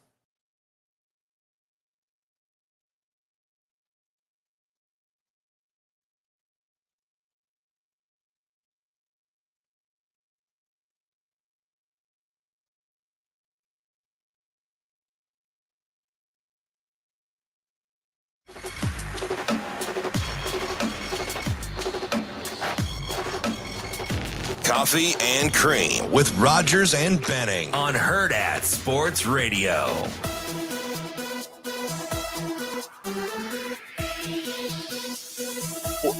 So currently, DB grabbed a lid. He's gonna try to pick up this spider. I feel a little dinged up. I can't take my body over to Dingman's, but you can take your car After the there. show, right? No, I got this. You see, I slid the paper under. I got it in the cup. I'm gonna take good care of him or her. I assume it's a dude. If it was a female, it would be bigger. It is a monster. He goes, I'm not going to squish him. And I'm like, I don't even know if I'd want my shoe on top of that thing. Yeah, that's probably the biggest spider that I have not seen that I've gone to a pet store Like for. That thing was just out here chilling. I mean, we talk ghost stories and haunted houses already today, and walking in the dark and exorcism and things like that. That's one of those spiders you Now see in we're a seeing scary spiders. movie. Oh. You see that in a scary movie where somebody takes that and throws it in your bed. Yeah, dude, Shane dropped the expletive on the Yeah, spider. he That did. spider didn't do anything to you. Yeah, I know, and I don't want it to. I couldn't He believe called you called it it a jerk. He called it an effer. Oh, that's what he said. You can't say that. I said a footballer. Yeah, he did say a footballer. Yeah, that's what it was. I was like, that You seems gonna to. take that to the game on Friday? I don't know, like, He because wants I'm to gonna see a keep. little West Side Prep I'm action? gonna keep the lid on there for a second. Do you have to poke holes like when you were a kid? Dude, I gotta be honest, man. It would be dead already. Why? If it were me, it'd be dead already. Well, how are you gonna kill it? Oh, flip flop, chuck it. Would you Chuck this thing down. Would you throw the flip flops away? Because you're not. There would be so much juice on that thing, And I'd rub it on Shane's backpack. dude. It's a fatty. I would be so pissed. I'd call you a footballer over and over and over again.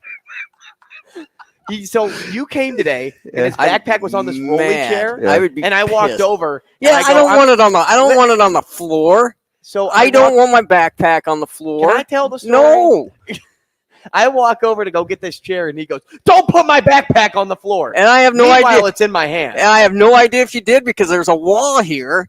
So I have no idea. You didn't put my backpack on the floor, did you? No, it didn't hit the floor. You got lucky. It would have gone on the floor, though. I would have been mad. Do you know why I'm silent? Because I have snapped on more than one occasion for people putting their work or backpacks on the kitchen counter. Oh, well, that's what I'm saying. I That's don't. gross. It's kind of the same concept, though. So It's just the opposite. Whereas, and I don't want mine on the back on Like, the floor I because I have- might put it on my kitchen counter. But which you know is who fine. sat in this chair? Like, no, you don't know. They don't clean this. There's no rolling other chair. place to put it. Normally, they don't clean. Normally, This is there's. fired. Normally, there's. I'm standing. I'm not sitting.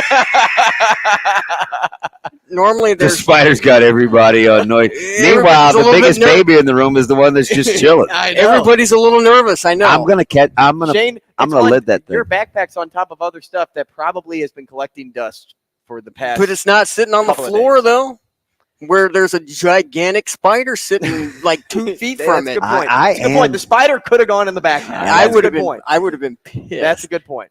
God, I would have been calling If you. that would have been for on the if that would have been on your car mat in the car, would you be a prime candidate I would for have burned my Dingman's? car. I Because would have I'm burned my dead car to the serious. He ground. would have swerved off the road and hit something. Yeah. Oh yeah. Mhm. I mean, people have swerved off the road for Oh, less. Dingman's for sure.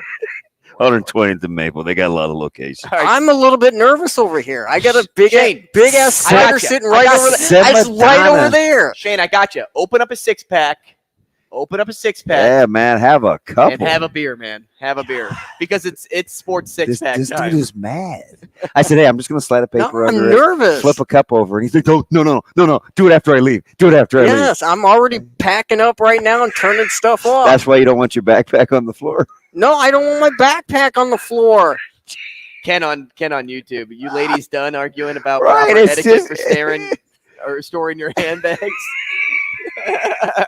Yeah, if you want a gigantic spider Shane. as big as my hand Shane, in your bag. Play play the the music. 6-pack, you whack job. Jeez. I'm nervous. I don't even know where it's at. Oh, my gosh. What are we doing He's here? too busy standing.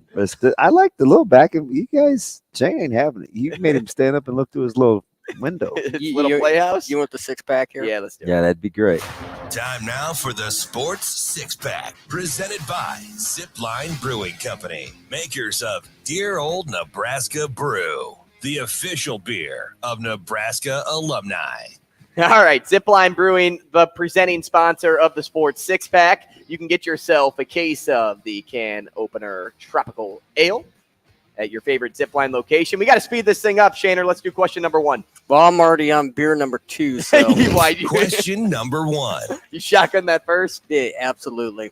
All right, Chris in Omaha, how much of a average is Nebraska at going into game 1 because Minnesota just doesn't have a lot to look? Disadvantage?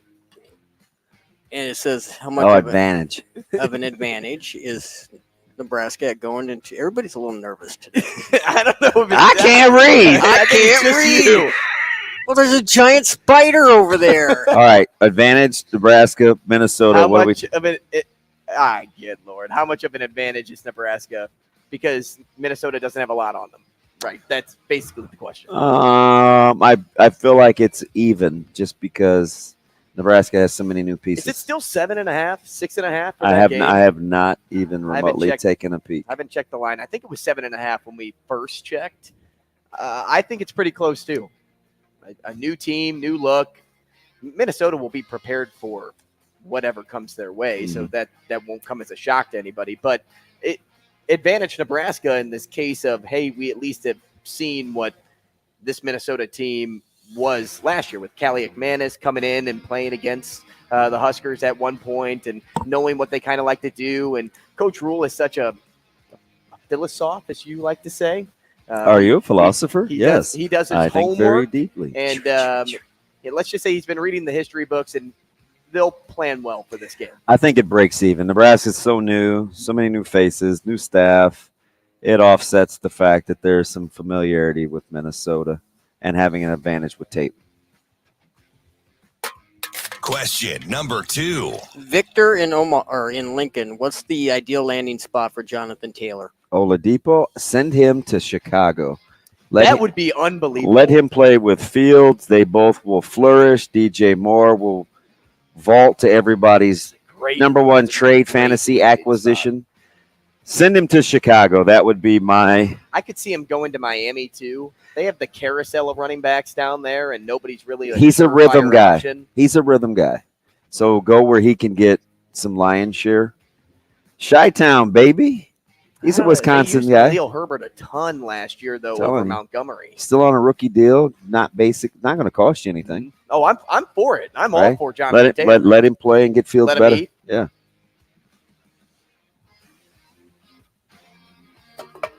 Question number 3. College quarterback question. How concerning is it for Ohio State that Kyle McCord hasn't grasped the job yet? I think it is pretty concerning with I'm how we right there talk with you. about it. Right there with you. Everybody I know had everybody him thinks top you just 3. you just throw it out there and you let all these guys run. No, I think it's concerning.